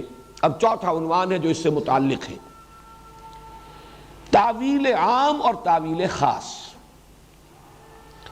قرآن حکیم میں کوئی آیت ہے یا چند آیات کا مجموعہ ہے یا کوئی خاص مضمون ہے جو چند آیات میں مکمل ہو رہا ہے، اس پر غور کرنے میں دو مرحلے ہمیشہ پیش نظر رہنے چاہیے. ایک تعویل خاص. تعویل خاص سے مراد کیا ہے؟ جیسا کہ میں نے عرض کیا تھا اور آج بھی دہرایا ہے کہ قرآن حکیم نازل ہوا ایک خاص ٹائم اینڈ سپیس کمپلیکس میں، ایک خاص بیک گراؤنڈ ہے اس کا. زمانہ 610 عیسوی سے لے کر 632 عیسوی تک. علاقہ حجاز کا علاقہ. زیادہ سے زیادہ چند آیات کہی جا سکتی ہیں سفر تبوک میں آتے اور جاتے جو نازل ہوئی ہوں گی، انہیں کہہ سکتے ہیں کہ خارج از حجاز، ورنہ یہ کہ حضور صلی اللہ علیہ وسلم کی حیات طیبہ میں آپ کے جو اسفار ہیں وہ یہی ہے کہ قرآن کا اکثر و بیشتر حصہ تو مکی ہے، ہجرت سے قبل جو نازل ہوا مکے میں اور اس کے گرد و نواح میں نازل ہوا. باقی پھر مدینہ منورہ میں یا کبھی آپ خیبر کی طرف جا رہے ہیں جاتے آتے جو آیات نازل ہو گئی. تو بہرحال ایک خاص ٹائم اینڈ سپیس ہے کمپلیکس، اس میں قرآن نازل ہوا. اور ظاہر بات ہے کہ اس علاقے میں جو لوگ آباد تھے ان کے عقائد کیا تھے، ان کے نظریات کیا تھے، ان کی معاشرت کیا تھی، ان کی ذہنی سطح کیا تھی، یہ اگر ملحوظ نہ رکھی جاتی یہ تمام چیزیں تو ان تک ابلاغ ہو ہی نہیں سکتا تھا. اگر انہیں فلسفہ پڑھانا شروع کر دیا جاتا، جبکہ وہ غیر فلسفی قوم تھے، وہ تو امی تھے، پڑھے لکھے لوگ بھی نہیں تھے، اگر انہیں سائنس پڑھانی شروع کر دی جاتی تو ظاہر بات ہے وہ باتیں ان کے سروں کے اوپر سے گزر جاتی. وہ تو ان کے وجود میں پیوست ہو گئی آیات قرآن کی. وہ اس لیے کہ کوئی بیریئر نہیں تھا، ڈائریکٹ کمیونیکیشن، از دل خیزت بر دل ریزت. اس اعتبار سے پورے قرآن کا ایک شان نزول کہیے، ویسے شان نزول کا لفظ آتا ہے کسی خاص آیت کا کہ یہ اس واقعے پر نازل ہوئی، اس شخص سے متعلق نازل ہوئی، لیکن یہ کہ میں اس وقت عرض کر رہا ہوں کہ وہ جو میں نے آپ کے سامنے ایک نقشہ رکھا 610 عیسوی سے 632 عیسوی تک اور حجاز کا علاقہ، یہ گویا کہ یہ ٹائم اینڈ سپیس ایک مجموعی شان نزول ہے قرآن حکیم کی. اس میں نازل ہوا، وہاں کے حالات، اس عرصے کے واقعات، اس میں تدریجاً جو تبدیلی ہوئی حالات میں، پھر کون لوگ اس کے مخاطب تھے، وہ مکے والوں کے کیا عقائد تھے، کیا ان کی رسمیں تھیں، کیا ریتیں تھیں، کیا نظریات تھے، کیا مسلمات تھے ان کے نزدیک، کیا ان کی دلچسپیاں تھیں. یہ گویا کہ مجموعی طور پر قرآن کو جب آپ اس کانٹیکسٹ میں رکھیں گے، اس کانٹیکسٹ میں رکھ کر جب اس پر غور کریں گے تو یہ تعویل خاص ہوئی. اسی کو جب آپ مزید تفصیل میں جائیں گے، یہ واقعہ اس وقت نازل ہوا، یہ آیت اس وقت نازل ہوئی، فلاں واقعے پر نازل ہوئی، وہ واقعہ اس کے پس منظر میں ہے، یہ شان نزول ہے. اس کے اعتبار سے بھی تعویل خاص یعنی قرآن مجید کی کسی آیت یا چند آیات پر غور کرتے ہوئے اولاً اس کو اس کانٹیکسٹ میں رکھ کر غور کرنا. اس کی میں تعبیر ایک اور انداز میں کر رہا ہوں کہ یہ جاننے کی کوشش کرنا کہ جب یہ آیات نازل ہوئیں اس وقت لوگوں نے ان کا مفہوم کیا سمجھا، یہ تعویل خاص ہوگی. ایک خاص ان کا محدود ہے ذہن کا پیمانہ، اور اسی میں وہ قرآن مجید جو ہے وہ نازل ہو رہا ہے، اتر رہا ہے. انہوں نے کیا سمجھا؟ البتہ قرآن چونکہ نازل ہوا ہے نوع انسانی کی ابدی ہدایت کے لیے، یہ خاص اس علاقے کے لوگوں کے لیے تو نازل نہیں ہوا، یہ خاص اس زمانے کے لوگوں کے لیے تو نازل نہیں ہوا، لہذا اس میں جو ہدایت ہے وہ ابدی ہے. اس اعتبار سے تعویل عام کرنی ہوگی. تعویل عام کے اعتبار سے اب الفاظ پر غور کیجئے، الفاظ کیا استعمال کیے گئے، ان الفاظ کا در و مشت کیا ہے، یہ الفاظ جڑ کر جب ترکیبوں کی شکل اختیار کرتے ہیں کیا ترکیبیں بنی ہیں، پھر ان آیات کا باہمی ربط کیا ہے، سیاق و سباق کیا ہے۔ کوئی آیات نازل ہوئی ہے خاص کانٹیکسٹ میں، وہ تو اس کا واقعاتی پس منظر ہے، وہ واقعاتی پس منظر جو ہے وہ تعویل خاص کا جز بنے گا، لیکن یہ جو ترتیب ہے قرآن کی اس میں یہ آیات کس سلسلے میں وارد ہوئی ہے، کس صورت میں آئی، اس کا عمود کیا ہے، اس صورت کا جوڑا کون سا ہے، پھر وہ صورتیں کس گروپ میں شامل ہے، مکی اور مدنی صورتوں والے گروپ میں، اس کا مرکزی مضمون کیا ہے۔ اس کانٹیکسٹ میں رکھ کر سیاق و سباق متن کا، ایک سیاق و سباق ہے واقعات کا، وہ ہے شان نزول، اس کے لیے تو اس سے تو ہمیں معلوم ہوگی اس آیت کی تعویل خاص، اور جب ہم اس اعتبار سے غور کریں گے اس ترتیب کے ساتھ قرآن مجید میں جن آیات کو جس ترتیب سے رکھا گیا ہے، اور یہی میں نے جیسا کہ عرض کیا اصل حجت یہی ہے، یہی اصل ترتیب ہے، یہی لوح محفوظ کی وہ جو اصل قرآن ہے وَإِنَّهُ فِي أُمِّ الْكِتَابِ لَدَيْنَا لَعَلِيٌّ حَكِيمٌ، یہ اس کی ترتیب ہے، وہ ہوگا تعویل عام۔ اس کے اعتبار سے ایک اصولی جملہ جو ہے وہ اگر یاد کر سکیں تو کیجئے، الاعتبار لعموم اللفظ لا لخصوص السبب، اصل اعتبار ہوگا الفاظ کے عموم کا، الفاظ جو استعمال ہوئے ان کے معنی کیا ہے، ان کا مفہوم کیا ہے، اس کا مدلول کیا ہے، کلام عرب سے نظائر لائے جائیں، عرب اس لفظ کو استعمال کرتے تھے تو کس معنی میں استعمال کرتے تھے، اس لفظ کے عموم کو، الاعتبار لعموم اللفظ لا لخصوص السبب، جو سبب نزول ہے، جو شان نزول ہے، اصل اعتبار اس کا نہیں ہوگا، لیکن اس کے یہ معنی بھی نہیں ہے کہ آپ اس کو نظر انداز کر دیں۔ اس میں جو متوازن بات ہوگی وہ یہی ہے کہ پہلا غور کیجئے، پہلا اس پر تدبر کیجئے اس حوالے سے کہ تعویل خاص کیا ہے، کب نازل ہوئی، کس کانٹیکسٹ میں نازل ہوئی، کیا پس منظر ہے واقعاتی جس میں یہ آیات نازل ہوئی، اور اس وقت لوگوں نے جب یہ نازل ہوئی کیا سمجھا، اور ایک یہ ہے کہ اب ابدی ہدایت کا سرچشمہ ہونے کے ناطے اب اس کے عموم کے اوپر غور کیا جائے، تو الاعتبار لعموم اللفظ لا لخصوص السبب، یہ اصول ہے گویا کہ، اور اس میں تعویل خاص اور تعویل عام کے اس فرق کو ذہن میں رکھیے۔ پانچواں موضوع ہے اس مطالعہ قرآن کے لیے جو اصولی باتیں پیش نظر رہنی چاہیے، ان میں تذکر بمقابلہ تدبر۔ تذکر اور تدبر یہ دونوں لفظ آئے ہیں اس آیت میں جو میں نے شروع میں تلاوت کی تھی، کتاب انزلناہ الیک مبارک لیدبروا آیاتہ ولیتذکر اولو الالباب۔ ایک آیت میں یہ دو لفظ جمع ہو گئے، علیحدہ علیحدہ تدبر اور تذکر یہ تو بہت مرتبہ آیا، تذکر کا لفظ تو بہت کثرت سے آیا، اس کی میں خاص جو وجہ ہے وہ بیان کر دوں گا، لیکن ان دونوں کا مطلب کیا ہے؟ ایک سطح ہے قرآن حکیم سے ہدایت اخذ کر لینا، نصیحت اخذ کر لینا، جو اصل حاصل ہے وہ لے لینا، جس کو کہ مولانا روم نے کہا ماذ قرآن مغز ہا برداشتے، جو اصل مغز ہے وہ تو ہم نے لے لیا۔ قرآن کا اصل مغز کیا ہے؟ ہدایت۔ اس کے لیے جو لفظ استعمال کرتا ہے قرآن اس مرحلے پر، ہدایت کا یہ مرحلہ تذکر، اور تذکر بنا ہے لفظ ذکر سے، تذکر کہتے ہیں یاد دہانی۔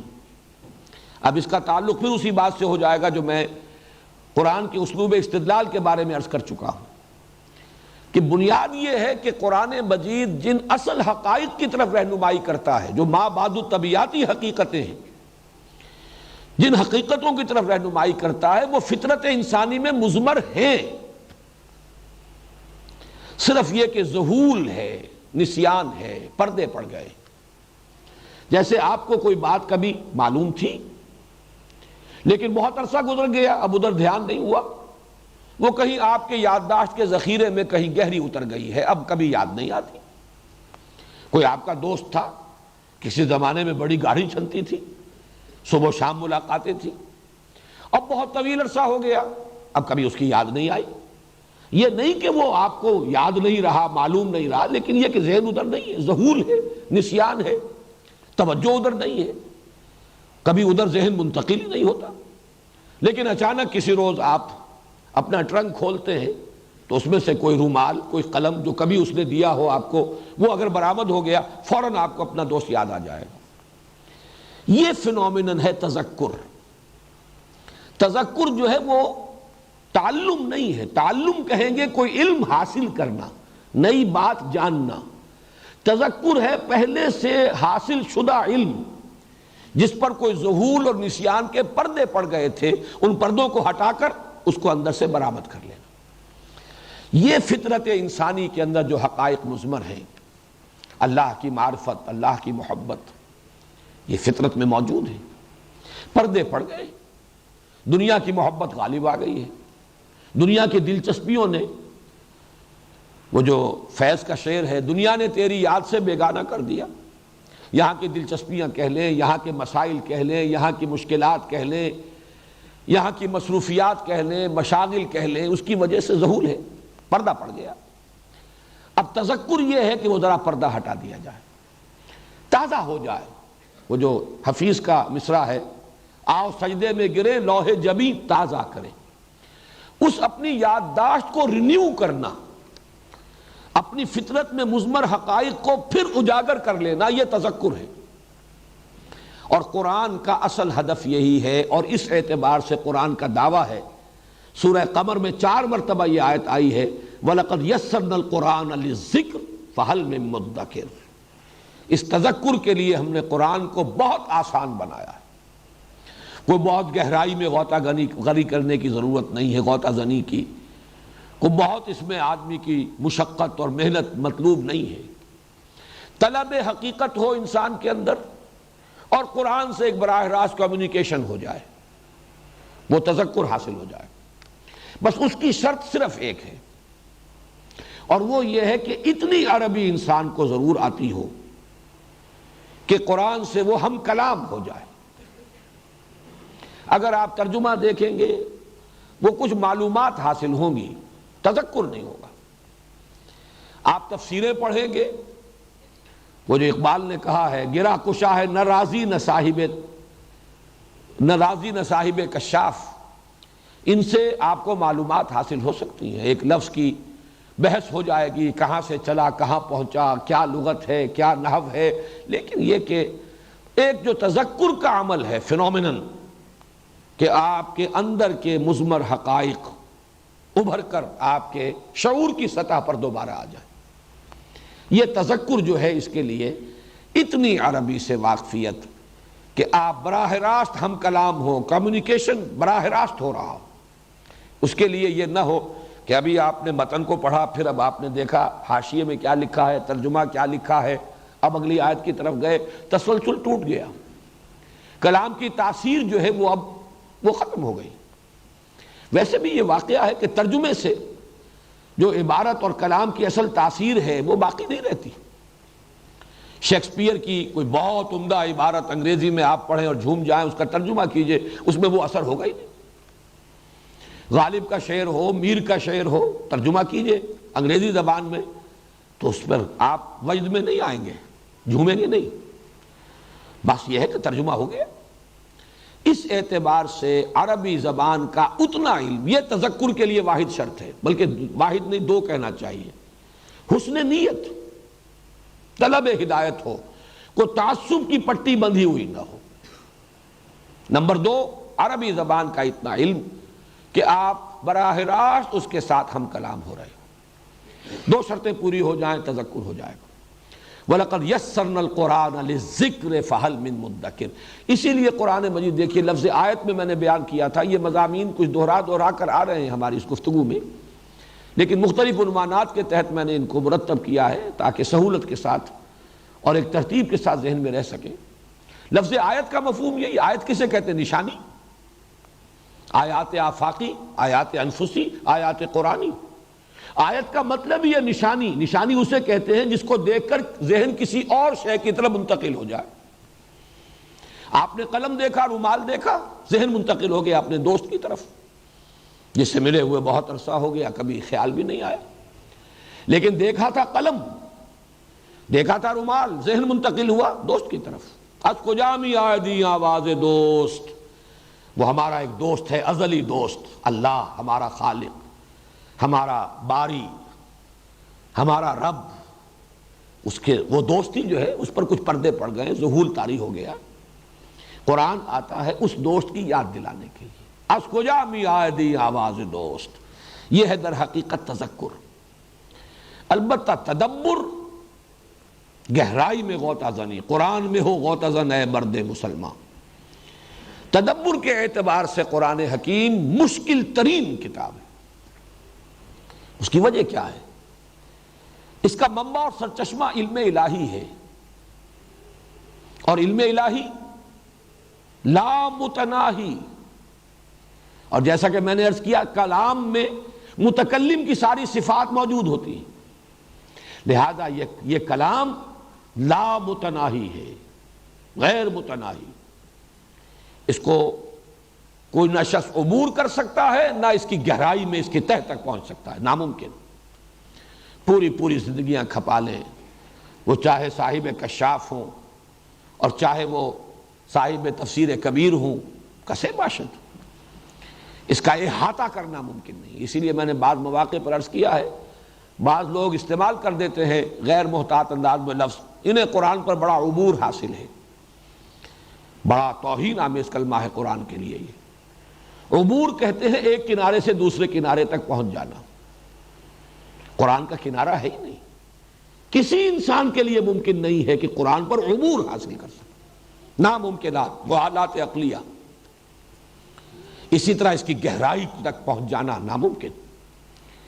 البتہ میں نے ایک تمثیل بارہا بیان کی ہے، اب بھی میں سامنے رکھ رہا ہوں، اور پچھلے یہ جو گلف وار ہوئی ہے اس میں یہ فنومینن بہت زیادہ اخبارات میں آیا ہے۔ کہیں ٹینکر جو ہے تیل لے کر جا رہا ہے، وہ کہیں ٹوٹ پھوٹ گیا، تیل جو ہے اب وہ اگر لیک کر رہا ہے وہ سطح سمندر پر رہتا ہے، نیچے نہیں جاتا۔ اب سطح سمندر پر جہاں وہ تیل کی تہ ہے، اوپر تیل ہے، نیچے پانی ہے، اور وہ 5 میل ہے، 6 میل ہے، 7 میل ہے، کتنا گہرا ہے سمندر۔ اسی کو سمجھیے قرآن حکیم کی اصل ہدایت، اصل ذکر، اصل تذکر تو اس کی سطح پر موجود ہے۔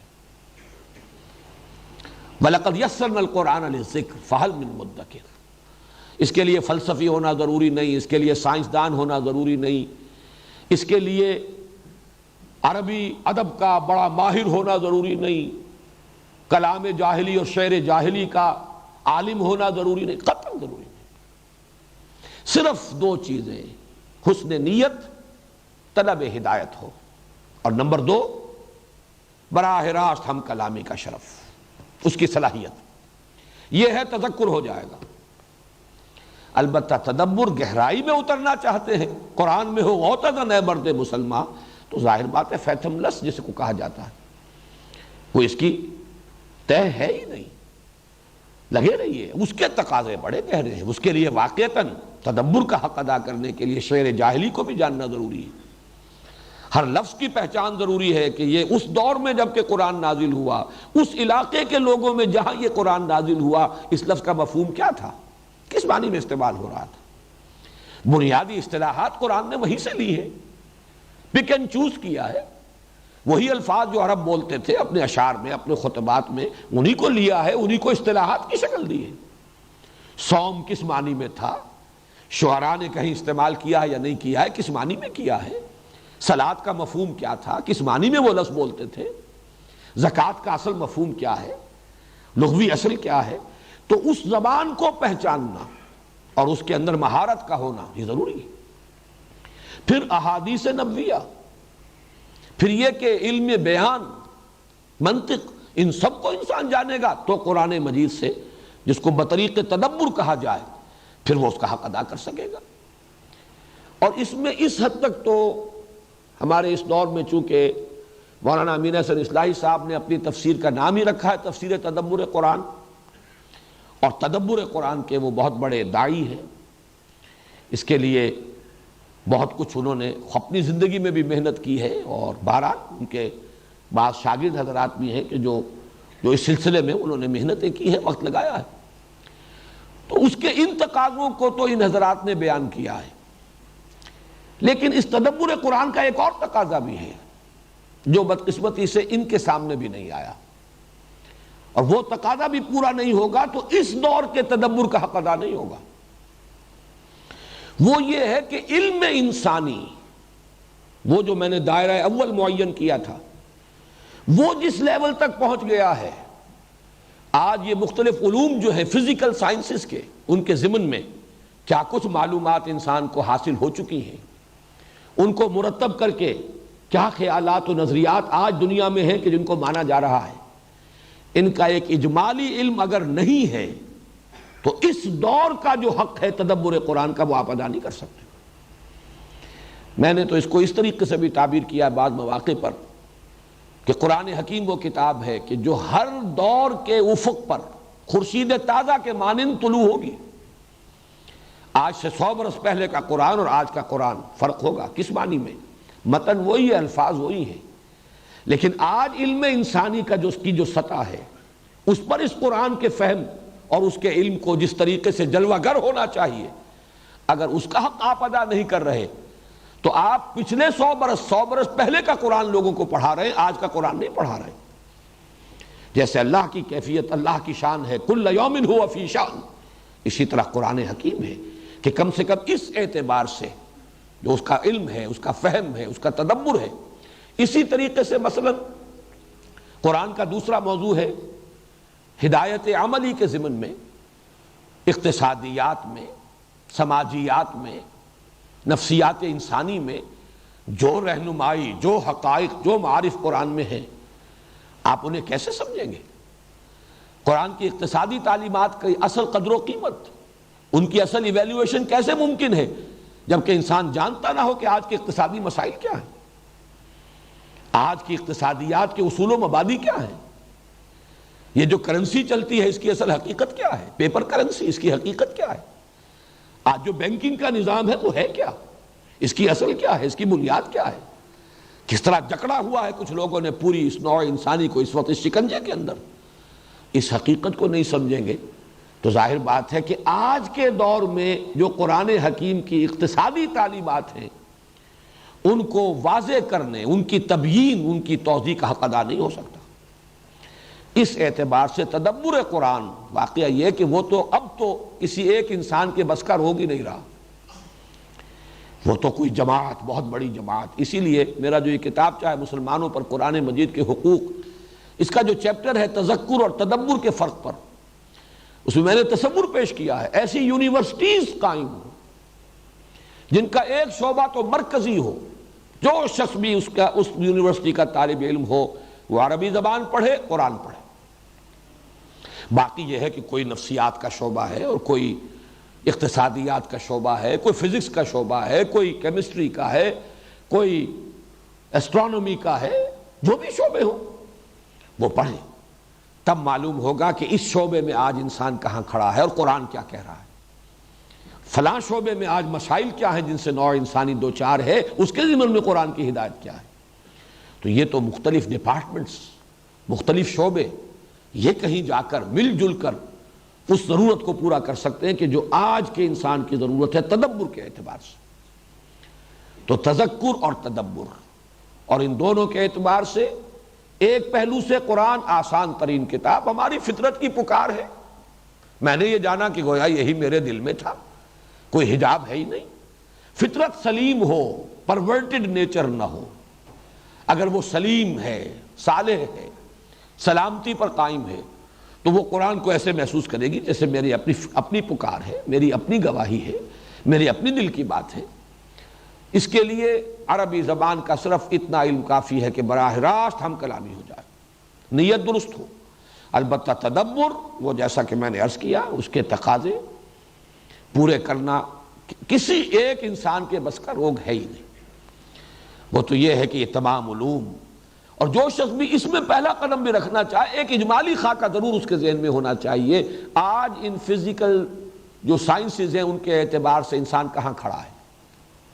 بلکہ اس کی ایک اور تشبیہ اس وقت تھی جب کہ میں یہ کتاب لکھ رہا تھا، جو میں نے تقریریں کی تھی، تو بڑی پیاری تشبیہ ذہن میں آئی تھی کہ دیکھیے قرآن حکیم، اس کا علم، اس کے اندر معارف، علوم، یہ تو لامتناہی ہے۔ البتہ انسان اس سے اخذ کرتا ہے اپنی بساط کے مطابق، ہر انسان۔ اس کی ایسے ہی مثال ہے کہ جیسے سمندر میں تو پانی بے تحاشا پانی ہے، آپ پانی لینا چاہتے ہیں تو جتنا کٹورا آپ کے پاس ہے اتنا ہی لیں گے، جتنی بالٹی آپ کے پاس ہے اتنی لیں گے، جتنی کوئی دیگچی ہے، دیگ ہے، اتنا ہی لیں گے، جتنا ظرف ہوگا اتنا آپ اخذ کر سکیں گے سمندر سے پانی۔ اس کے معنی مطلب یہ نہیں کہ سمندر میں اتنا ہی پانی تھا، لیکن آپ اتنا ہی پانی اس سمندر سے لے سکتے ہیں جتنا ظرف آپ کے پاس ہے۔ تو انسانی ذہن کا ظرف جو ہے یہ بنتا ہے، جو بھی علوم ہے انسانی علوم ان سے ظرف بنا۔ یہ ظرف جو ہے آج سے پہلے بہت تنگ تھا، 1000 سال پہلے کا ظرف بہت محدود ظرف تھا، وہ جو انسانی علوم ہے ان کے اعتبار سے۔ آج کا وہ ظرف بہت وسیع ہے۔ اب آج آپ کو قرآن مجید سے اگر اصل ہدایت اخذ کرنی ہے تو آپ کو اس ظرف کے مطابق اس سے لینا ہوگا۔ اور اگر کچھ لوگ ابھی اسی دور میں رہ رہے ہیں، انہیں ان چیزوں کا علم حاصل ہی نہیں، تو قرآن مجید کے بہت سے جو مخفی حقائق ہیں ان پر منکشف نہیں ہوں گے۔ اسی ضمن میں اب چھٹی بحث ہے، اور یہ ساری چیزیں مربوط چلی آ رہی ہیں، ان میں سے بعض میں ریپیٹیشن بھی ہے، کوئی حرج نہیں، لیکن یہ عنوانات جدا جدا میں چاہتا ہوں کہ سامنے رہیں۔ سائنسی علوم کے جو ریفرنسز قرآن حکیم میں ہیں اور جو عملی ہدایات قرآن حکیم میں ہیں، ان کا ایک فرق تو میں واضح کر چکا جب قرآن کا موضوع میں نے اس پر گفتگو کی۔ اب اس کے حوالے سے ایک بات اور ہے، اور اس سے اصل میں ایک ہمارے سامنے رہنمائی آ جائے گی، اور وہ یہ ہے کہ ایک اعتبار سے ہمیں آگے سے آگے بڑھنا ہے اور دوسرے اعتبار سے ہمیں پیچھے سے پیچھے جانا ہے۔ یہ میں نے انداز تعبیر اس لیے اختیار کیا کہ کنٹراسٹ سامنے آئے۔ سائنسی ریفرنسز جو قرآن میں آئے ہیں ان کی تعبیر کرنے میں آگے سے آگے جائیے۔ آج فزکس کہاں کھڑی ہے اس کے حوالے سے تعبیر ہوگی، آج کیا معلومات حاصل ہو چکی ہیں انسان کو، اور جن میں کہ وہ فیکٹس بھی ہیں جو ویریفائبل ہیں، ویریفائڈ ہو چکے، ان کے حوالے سے بات ہوگی۔ آگے سے آگے جائیے، پیچھے جانے کی ضرورت نہیں ہے، امام رازی کو دیکھنے کی ضرورت نہیں ہے، کسی اور مفسر کو جو پچھلی صدی کا مفسر ہے اس کو بھی دیکھنے کی ضرورت نہیں ہے، بلکہ اس میں تو میں تعبیر نخل والی روایت آپ کو سنا چکا، اس میں تو نبی اکرم صلی اللہ علیہ وسلم نے بھی اگر کچھ فرمایا ہے تو وہ بھی ہمارے لیے لازم نہیں ہے، اس لیے کہ وہ اصل موضوع نہیں تھا۔ قرآن کا اصل موضوع وہ نہیں، حضور وہ سکھانے آئے نہیں تھے۔ تعبیر نخل میں حضور نے فرمایا انتم عالم بامور دنیاکم، یہ اپنے معاملات تجرباتی علوم وہ ان کے مطابق جو تمہیں علم حاصل ہو کرو، اس کے مطابق عمل۔ لیکن دین کا جو عملی پہلو ہے اس میں پیچھے سے پیچھے جائیے، اس میں یہ آج کے تقاضوں کو سامنے رکھیں، اور جدید جو تقاضے ہیں، تقاضے اور ہیں اور اثرات جو پڑ جاتے ہیں۔ اب آج کی دنیا میں کہاں پردہ چل سکتا ہے، اور آج کی دنیا میں کہاں یہ چیزیں ممکن العمل ہیں، یہ بالکل غلط دلیل یہ ہوگی کہ کیا کیا محمد الرسول اللہ صلی اللہ علیہ وسلم نے اور آپ کے صحابہ نے۔ نیچے سے پیچھے جائیے، متاخرین کو بھی چھوڑ کر متقدمین کی طرف جائیے، متقدمین سے بھی آگے بڑھیے، تبع تابعین اور تابعین سے ہوتے ہوئے ما انا علیہ و اصحابی، جس پر عمل ہے میرا اور میرے صحابہ کا، اس تک پہنچیے۔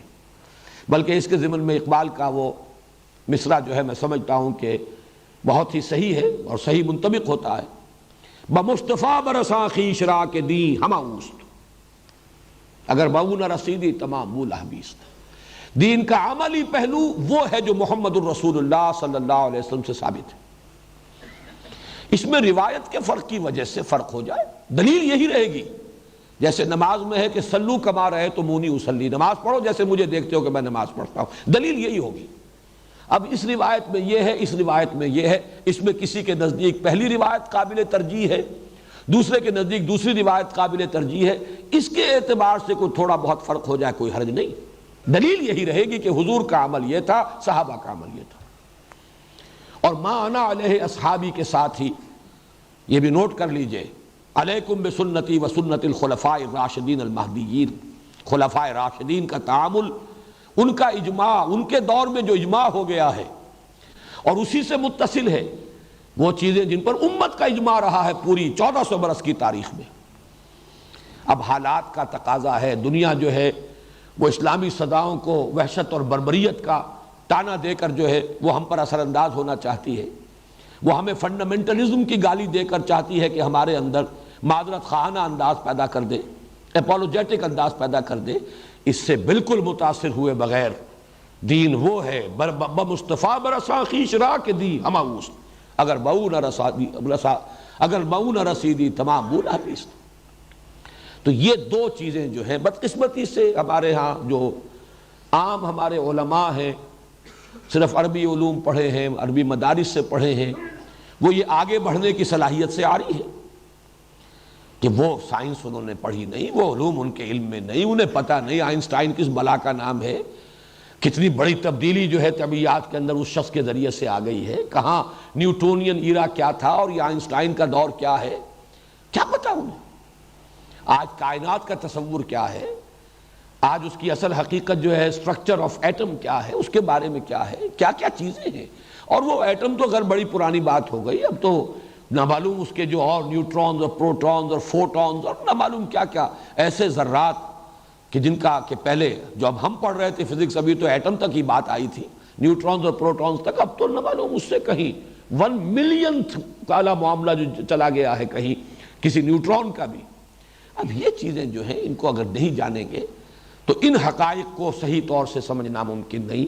تو سائنٹیفک فنومینا میں آگے سے آگے ان کی تعبیر جدید سے جدید، البتہ اس میں یہ فرق ضرور رہنا چاہیے کہ ایک ہے سائنس کے میدان کے نظریات، تھیوریز ہیں، ابھی وہ کوئی اسٹیبلش فیکٹس نہیں ہیں، ایک وہ ہے کہ جو چیزیں ویریفائی ہو چکی، جن کو اب مسلمہ حقائق کا درجہ حاصل ہے، ان میں فرق ہوگا۔ اور خامخواہ جو ہے ہر جو بھی نظریہ سامنے آ جائے اس نظریے پر قرآن کو منطبق کرنے کی کوشش کرنا، یہ بھی ایک صحیح لا حاصل بلکہ مضر شے ہے۔ لیکن یہ کہ ان چیزوں کی تعبیر اور تشریح میں اصولی طور پر یہ بات جان لیجئے کہ ہمیں آگے سے آگے بڑھنا ہے، اور جہاں تک دین کا عملی حصہ جسے ہم شریعت کہتے ہیں، حلال حرام واجب حدود تعزیرات، یہ تمام معاملات ان میں پیچھے سے پیچھے جائیے، یہاں تک کہ محمد کے قدموں میں اپنے آپ کو پہنچا دیجئے صلی اللہ علیہ وسلم، اس لیے کہ دین اسی کا نام ہے، بمصطفیٰ برساں خویش را کے دی ہما اوست۔ 7واں موضوع ہے میرا آج کا، اور وہ آخری ہے آج کے اس فہم قرآن کے بنیادی اصول یا مطالعہ قرآن کے لیے بنیادی ہدایات یا اشارات ان کے ضمن میں۔ اور یہ بات وہ ہے کہ جو بڑی خوبصورتی سے کہی ہے مولانا مودودی نے تفہیم القرآن کے مقدمے میں، نہایت قیمتی بات ہے۔ قرآن پر غور و فکر، قرآن پر سوچ و بچار، قرآن کا فہم، اس کا ایک گوشہ بلکہ بہت اہم گوشہ وہ ہے جو اس کے بغیر نہیں کھل سکتا انسان پر، کہ دعوت اور انقلابی حرکت، انقلابی جد و جہد، دعوت اور حرکت جو سیرت النبی میں نظر آتا ہے، اگر اس میں انسان خود کسی درجے میں شریک نہ ہو، خود اسی میں لگا ہوا نہ ہو، تو قرآن مجید کا یہ پہلو نگاہوں کے سامنے کبھی نہیں آئے۔ بڑی پیاری بات کہی ہے مولانا مرحوم نے کہ قرآن ایک ایسی کتاب نہیں ہے جو کسی ڈرائنگ روم میں بیٹھ کر بڑی عمدہ آپ کی سٹڈی ہے اور بہت اچھا مرصع آپ کا کتب خانہ ہے اور لائیو، اور اس میں ہر طرح کی ڈکشنریز ہیں اور تفسیریں ہیں، اب آپ بیٹھے اپنے آرام کرسی پر اور غور و فکر کر رہے ہیں۔ تو قرآن مجید کی بہت سی حقیقتیں بلکہ بڑی اہم حقیقتیں ان ذرائع سے منکشف نہیں ہو سکتی، اس لیے کہ قرآن ایک مینول آف ریولیوشن ہے، ایک عظیم انقلاب اس نے برپا کیا۔ اس قرآن نے وہ انقلاب برپا کیا ایک انسانی جد و جہد کے ذریعے سے۔ یہ دونوں حصے ہیں اس کے، محمد الرسول اللہ صلی اللہ علیہ وسلم والذین معہ، محمد الرسول اللہ والذین معہ، یہ ایک جماعت، یہ ایک حزب اللہ تھے، یہ ایک پارٹی تھے، انہوں نے دعوت اور پھر انقلاب کے تمام مراحل کو طے کیا ہے، ہر مرحلے پر اس کی مناسبت سے ہدایات نازل ہوئی ہیں۔ اب یہ مرحلہ ہے، یہ حکم دیا جا رہا ہے ایک وہ بھی مرحلہ تھا جبکہ حکم یہ تھا کہ مار کھاؤ ہاتھ مت اٹھاؤ، ایک مرحلہ وہ بھی آیا کہ اب آگے بڑھو اور جواب دو، قتل کرو انہیں، قاتلوہم حتی لا تکون فتنۃ ویکون الدین کلہ للہ۔ دونوں میں کنٹراسٹ ہے، فرق ہے، ایک مرحلے کی بات ہے، ایک دوسرے مرحلے کی بات ہے۔ کفوا ایدیکم، اپنے ہاتھ رو کے رکھو، ایک مرحلہ وہ تھا، ایک مرحلہ وہ ہے جو تم سے جنگ کرتے ہیں تم ان سے جنگ کرو، اخرجوہم من حیث اخرجوکم، نکالو انہیں وہاں سے جہاں سے انہوں نے تمہیں نکالا۔ اب یہ دونوں کے اندر فرق ہے، لیکن یہ کہ یہ دونوں اس جد و جہد کے مختلف مراحل سے متعلق ہیں۔ پھر ایک داعی جب دعوت دیتا ہے، جو مسائل اسے درپیش ہوتے ہیں، ان کو ایک ایسا شخص جس نے اس کوچے میں قدم ہی نہیں رکھا، اسے کیا پتا، اسے احساس کیا ہوگا؟ یہ کیوں کہا جا رہا ہے محمد رسول اللہ سے صلی اللہ علیہ وسلم، نون والقلم وما یسطرون ما انت بنعمت ربک بمجنون وان لک لاجرا غیر ممنون۔ اے نبی آپ ملول نہ ہو، غمگین نہ ہو، آپ ان کے کہنے سے کہیں کو مجنون تو نہیں ہو جائیں گے، معاذ اللہ۔ کیا کیفیات تھی؟ یہ تو جب کسی کو کہا جاتا ہے تب اسے پتا چلتا ہے کہ کیا کیفیت تھی اس وقت قلب محمدی کی صلی اللہ علیہ وسلم، جس میں کہ یہ آیات نازل ہوئی۔ ان آیات کی ریویلیشن جو ہے، میں یہ لفظ عثمانی میں استعمال کر رہا ہوں جس میں اقبال نے استعمال کیا، تیرے ضمیر پہ جب تک نہ ہو نزول کتاب، گرہ کشا ہے نہ رازی نہ صاحب کشاف۔ یہ قرآن ہم پر ریویل ہو ہی نہیں سکتا، یہ اپنے آپ کو ہم پر ریویل نہیں کرے گا جب تک کہ کچھ اسی قسم کے احساسات و کیفیات کے ساتھ ہم خود دو چار نہ ہوں۔ جب تک کہ آپ کے اپنے کیفیات کسی درجے میں اس کے ساتھ مماثلت اور مشابہت نہ رکھیں، آپ کیسے سمجھیں گے یہ کیا کہا جا رہا ہے، کیوں کہا جا رہا ہے، کس کیفیت کے اندر کہا جا رہا ہے۔ اس اعتبار سے چونکہ ہماری جو تعلیم ہوئی، طب کی تعلیم، میڈیکل ایجوکیشن، تو پہلی کتاب جس سے ہمارا تعارف ہوا ہے میڈیکل کالج میں وہ مینول آف ڈسیکشن تھا۔ وہاں سے ہمیشہ میرے ذہن میں رہتا ہے یہ مینول کا لفظ، کہ جب ڈیڈ باڈی، انسانی ہیومن باڈی کی ڈسیکشن ہوتی ہے چیر پھاڑ کر، تو ہدایات ہوتی ہے تفصیلی کہ اب ذرا یہاں شگاف لگاؤ اور ذرا کھال ہٹاؤ تو اب یہ چیز تمہیں نظر آئے گی، اب اس میں ایک اور شگاف دو فلاں جگہ سے تو تمہیں وہ فلاں شے نظر آئے گی، اسے ذرا ہٹاؤ گے اس کے نیچے وہ چیز چھپی ہوئی نظر آئے گی۔ تو مینول آف ڈسیکشن، اس اعتبار سے جان لیجئے کہ قرآن حکیم مینول آف ریولوشن۔ جب تک کوئی شخص انوالو نہیں ہوگا کسی ریولوشنری اسٹرگل میں،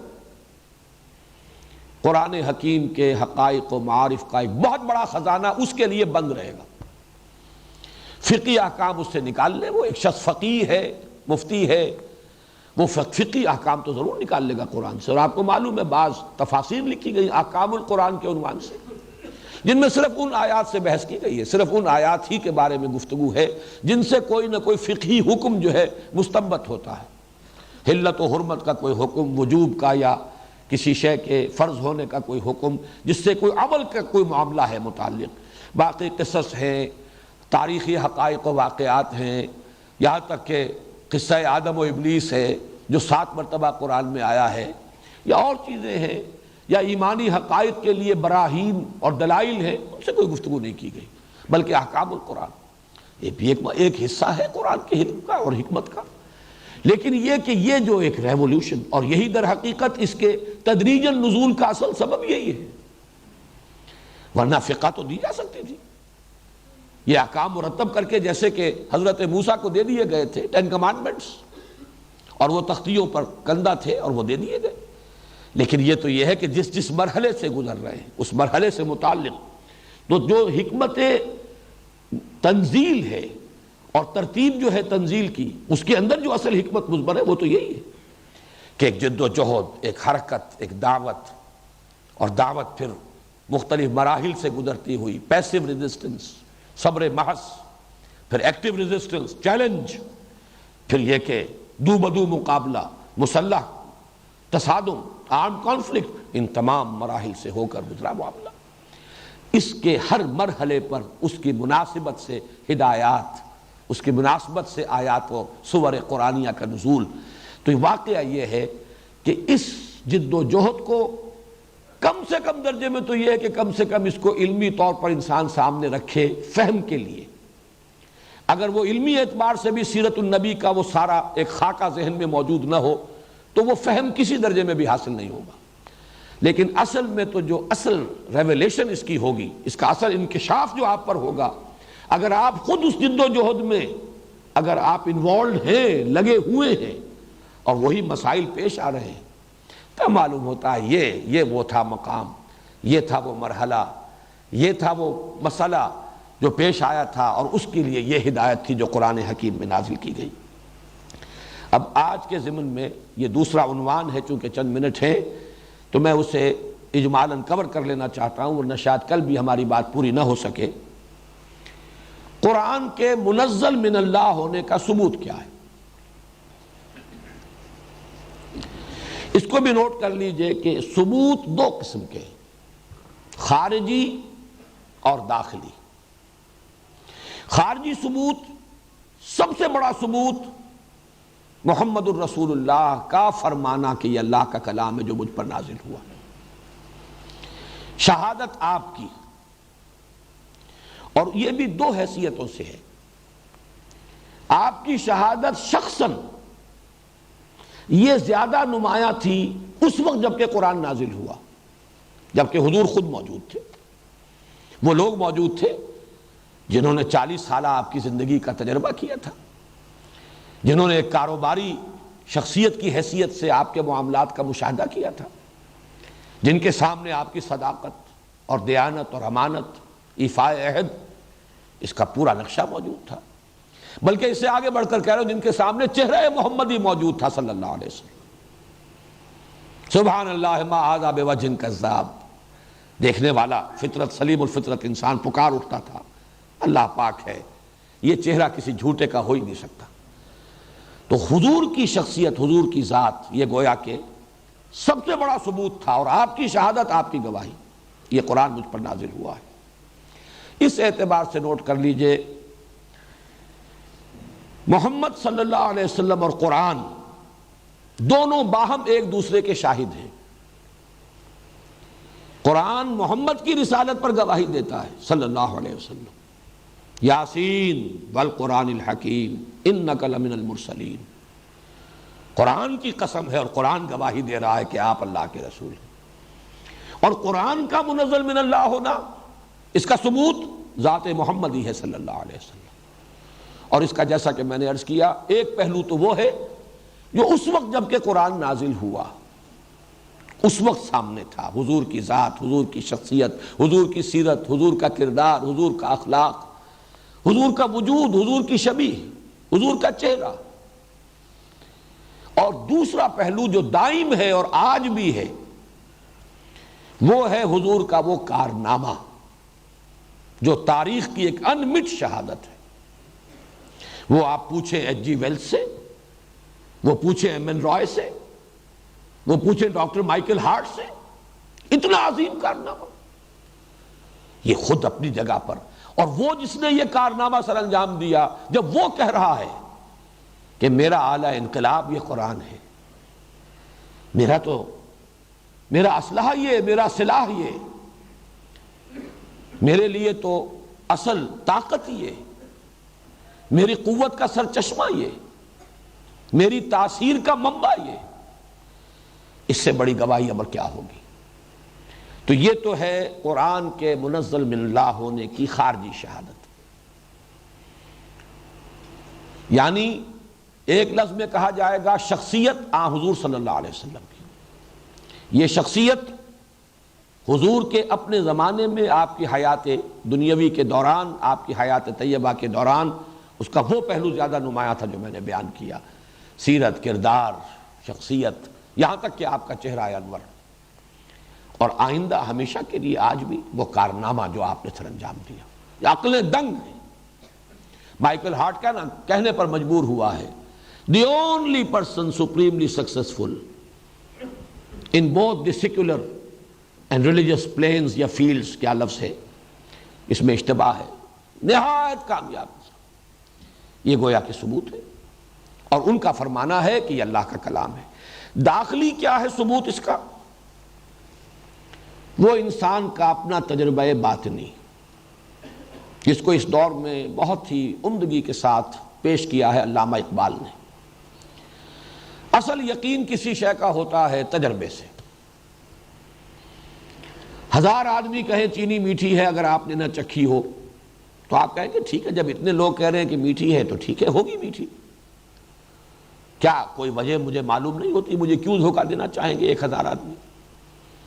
یقیناً میٹھی ہوگی، لیکن ہوگی سے آگے بات نہیں بڑھتی۔ البتہ جب انسان چینی کو چکھ لے، اس کے اپنے ٹیسٹ بڈز جو ہیں بتا رہے ہیں یہ میٹھی ہے، اب ہوگی نہیں ہے۔ ہوگی اور ہے میں جو فرق ہے وہ ہے در حقیقت انسان کے اپنے تجربہ، یور اون ایکسپیرینس۔ میں نے خود چکھا ہے، میٹھی ہے۔ بالکل اسی اعتبار سے اقبال نے کہا افسوس یہ ہے کہ آج کی دنیا جو ہے صرف جو ایکسٹرنل ایکسپیرینس ہے، تجربہ خارجی، صرف اس کو جانتی ہے نوع انسانی آج۔ ایک تجربہ اس سے کہیں زیادہ معتبر معتمد وہ تجربہ باطنی ہے انسان کا۔ کوئی شے آپ کا دل گواہی دے، یہ دل گواہی دینے پر مجھے اقبال کا وہ شعر یاد آ گیا، ان دنوں بہت زیادہ میرے ذہن پر یہ حاوی رہا ہے۔ تو عرب ہو یا عجم ہو تیرا لا الہ الا، لغت غریب جب تک تیرا دل نہ دے گواہی۔ یہ دل کی گواہی ہے۔ لا الہ الا اللہ کا مفہوم دل نے گواہی نہیں دی تو خاص انسان عرب ہو، عربی نسل ہو، عربی زبان اس کی ہو، لیکن اس کے لیے لا الہ الا اللہ کا کلمہ جو ہے یہ لغت غریب ہی ہے، نامانوس سی بات ہے، اس کے اندر پیوست نہیں ہے، اس کے ذہن کے اوپر سے گزر جاتی ہے۔ تو عرب ہو یا عجم ہو تیرا لا الہ الا، لغت غریب جب تک تیرا دل نہ دے گواہی۔ دل گواہی دیتا ہے انسان کا، اور یہ وہی بات ہے جو میں نے عرض کی تھی، پہلے بھی عرض کر چکا ہوں۔ قرآن انسان کی اپنی فطرت کو اپیل کرتا ہے، اس کو آمادہ کرتا ہے اپنے من میں جھانکنے کی۔ ذرا کبھی اپنے من میں جھانکو، دیکھو تو صحیح، غور تو کرو۔ افی اللہ شک فاطر السماوات والارض انکم لتشہدون ان مع اللہ آلہۃ اخری۔ یہ جو انداز ہے جس کے لیے کہ وہ میر کا وہ شعر جو ہے، دیکھنا تقریر کی لذت کے جو اس نے کہا، میں نے یہ جانا کہ گویا یہی میرے دل میں ہے۔ اس کی بڑی خوبصورت تعبیر کی ہے علامہ ابن قیم نے رحمہ اللہ۔ اصل میں انسان کوئی چیز محسوس کرے پھر اس کی تعبیرات کا مسئلہ آ جاتا ہے۔ کوئی شخص خوبصورتی سے اس کی تعبیر کر سکتا ہے، کوئی اس انداز میں نہیں کر سکتا۔ بڑی پیاری تعبیر ہے ابن قیم کی کہ بہت سے لوگ وہ ہیں جب قرآن کو پڑھتے ہیں تو یوں محسوس کرتے ہیں کہ وہ مصحف سے نہیں پڑھ رہے، بلکہ قرآن ان کے لوح قلب پر لکھا ہوا ہے، وہاں سے پڑھ رہے ہیں۔ اتنی ہارمنی ہے، اتنی ہم آہنگی ہے فطرت انسانی۔ اور ہمارے دور کے ایک بزرگ ہیں، متصوف صوفی بزرگ ہیں، وہ یہ کہا کرتے ہیں اسی بات کی تعبیر کے لیے بڑا سادہ انداز، قرآن اور انسان کی روح یہ گرائی ہے، ایک ہی گاؤں کے رہنے والے ہیں۔ وہی بات جو مولانا روم نے کہی، از کجا می آدی آواز دوست۔ قرآن کو پڑھ کر سن کر روح انسانی محسوس کرتی ہے کہ اس کا منبع اور سرچشمہ بھی وہی ہے جو میرا اپنا منبع اور سرچشمہ ہے، جہاں سے میں آئی ہوں۔ یسألونک عن الروح قل الروح من امر ربی، یہ کلام بھی وہیں سے آیا ہے۔ یہ جو جس کو آپ سمپیتھیٹک وائبریشن کہیں، اس سمپیتھیٹک وائبریشن سے جو یقین پیدا ہوتا ہے، یقیناً اس کلام کا منبع اور سرچشمہ وہی ہے جو خود میرے وجود کا، میری ہستی کا اور میری روح کا منبع اور سرچشمہ ہے۔ یہ ہم آہنگی ہے کہ جو اصل باطنی تجربہ بن جائے تبھی یقین ہوتا ہے کہ یہ کلام واقعتاً اللہ کا ہے تبارک و تعالی۔ بارک اللہ لی و لکم فی القرآن العظیم ونفعنی و ایاکم بالآیات والذکر الحکیم۔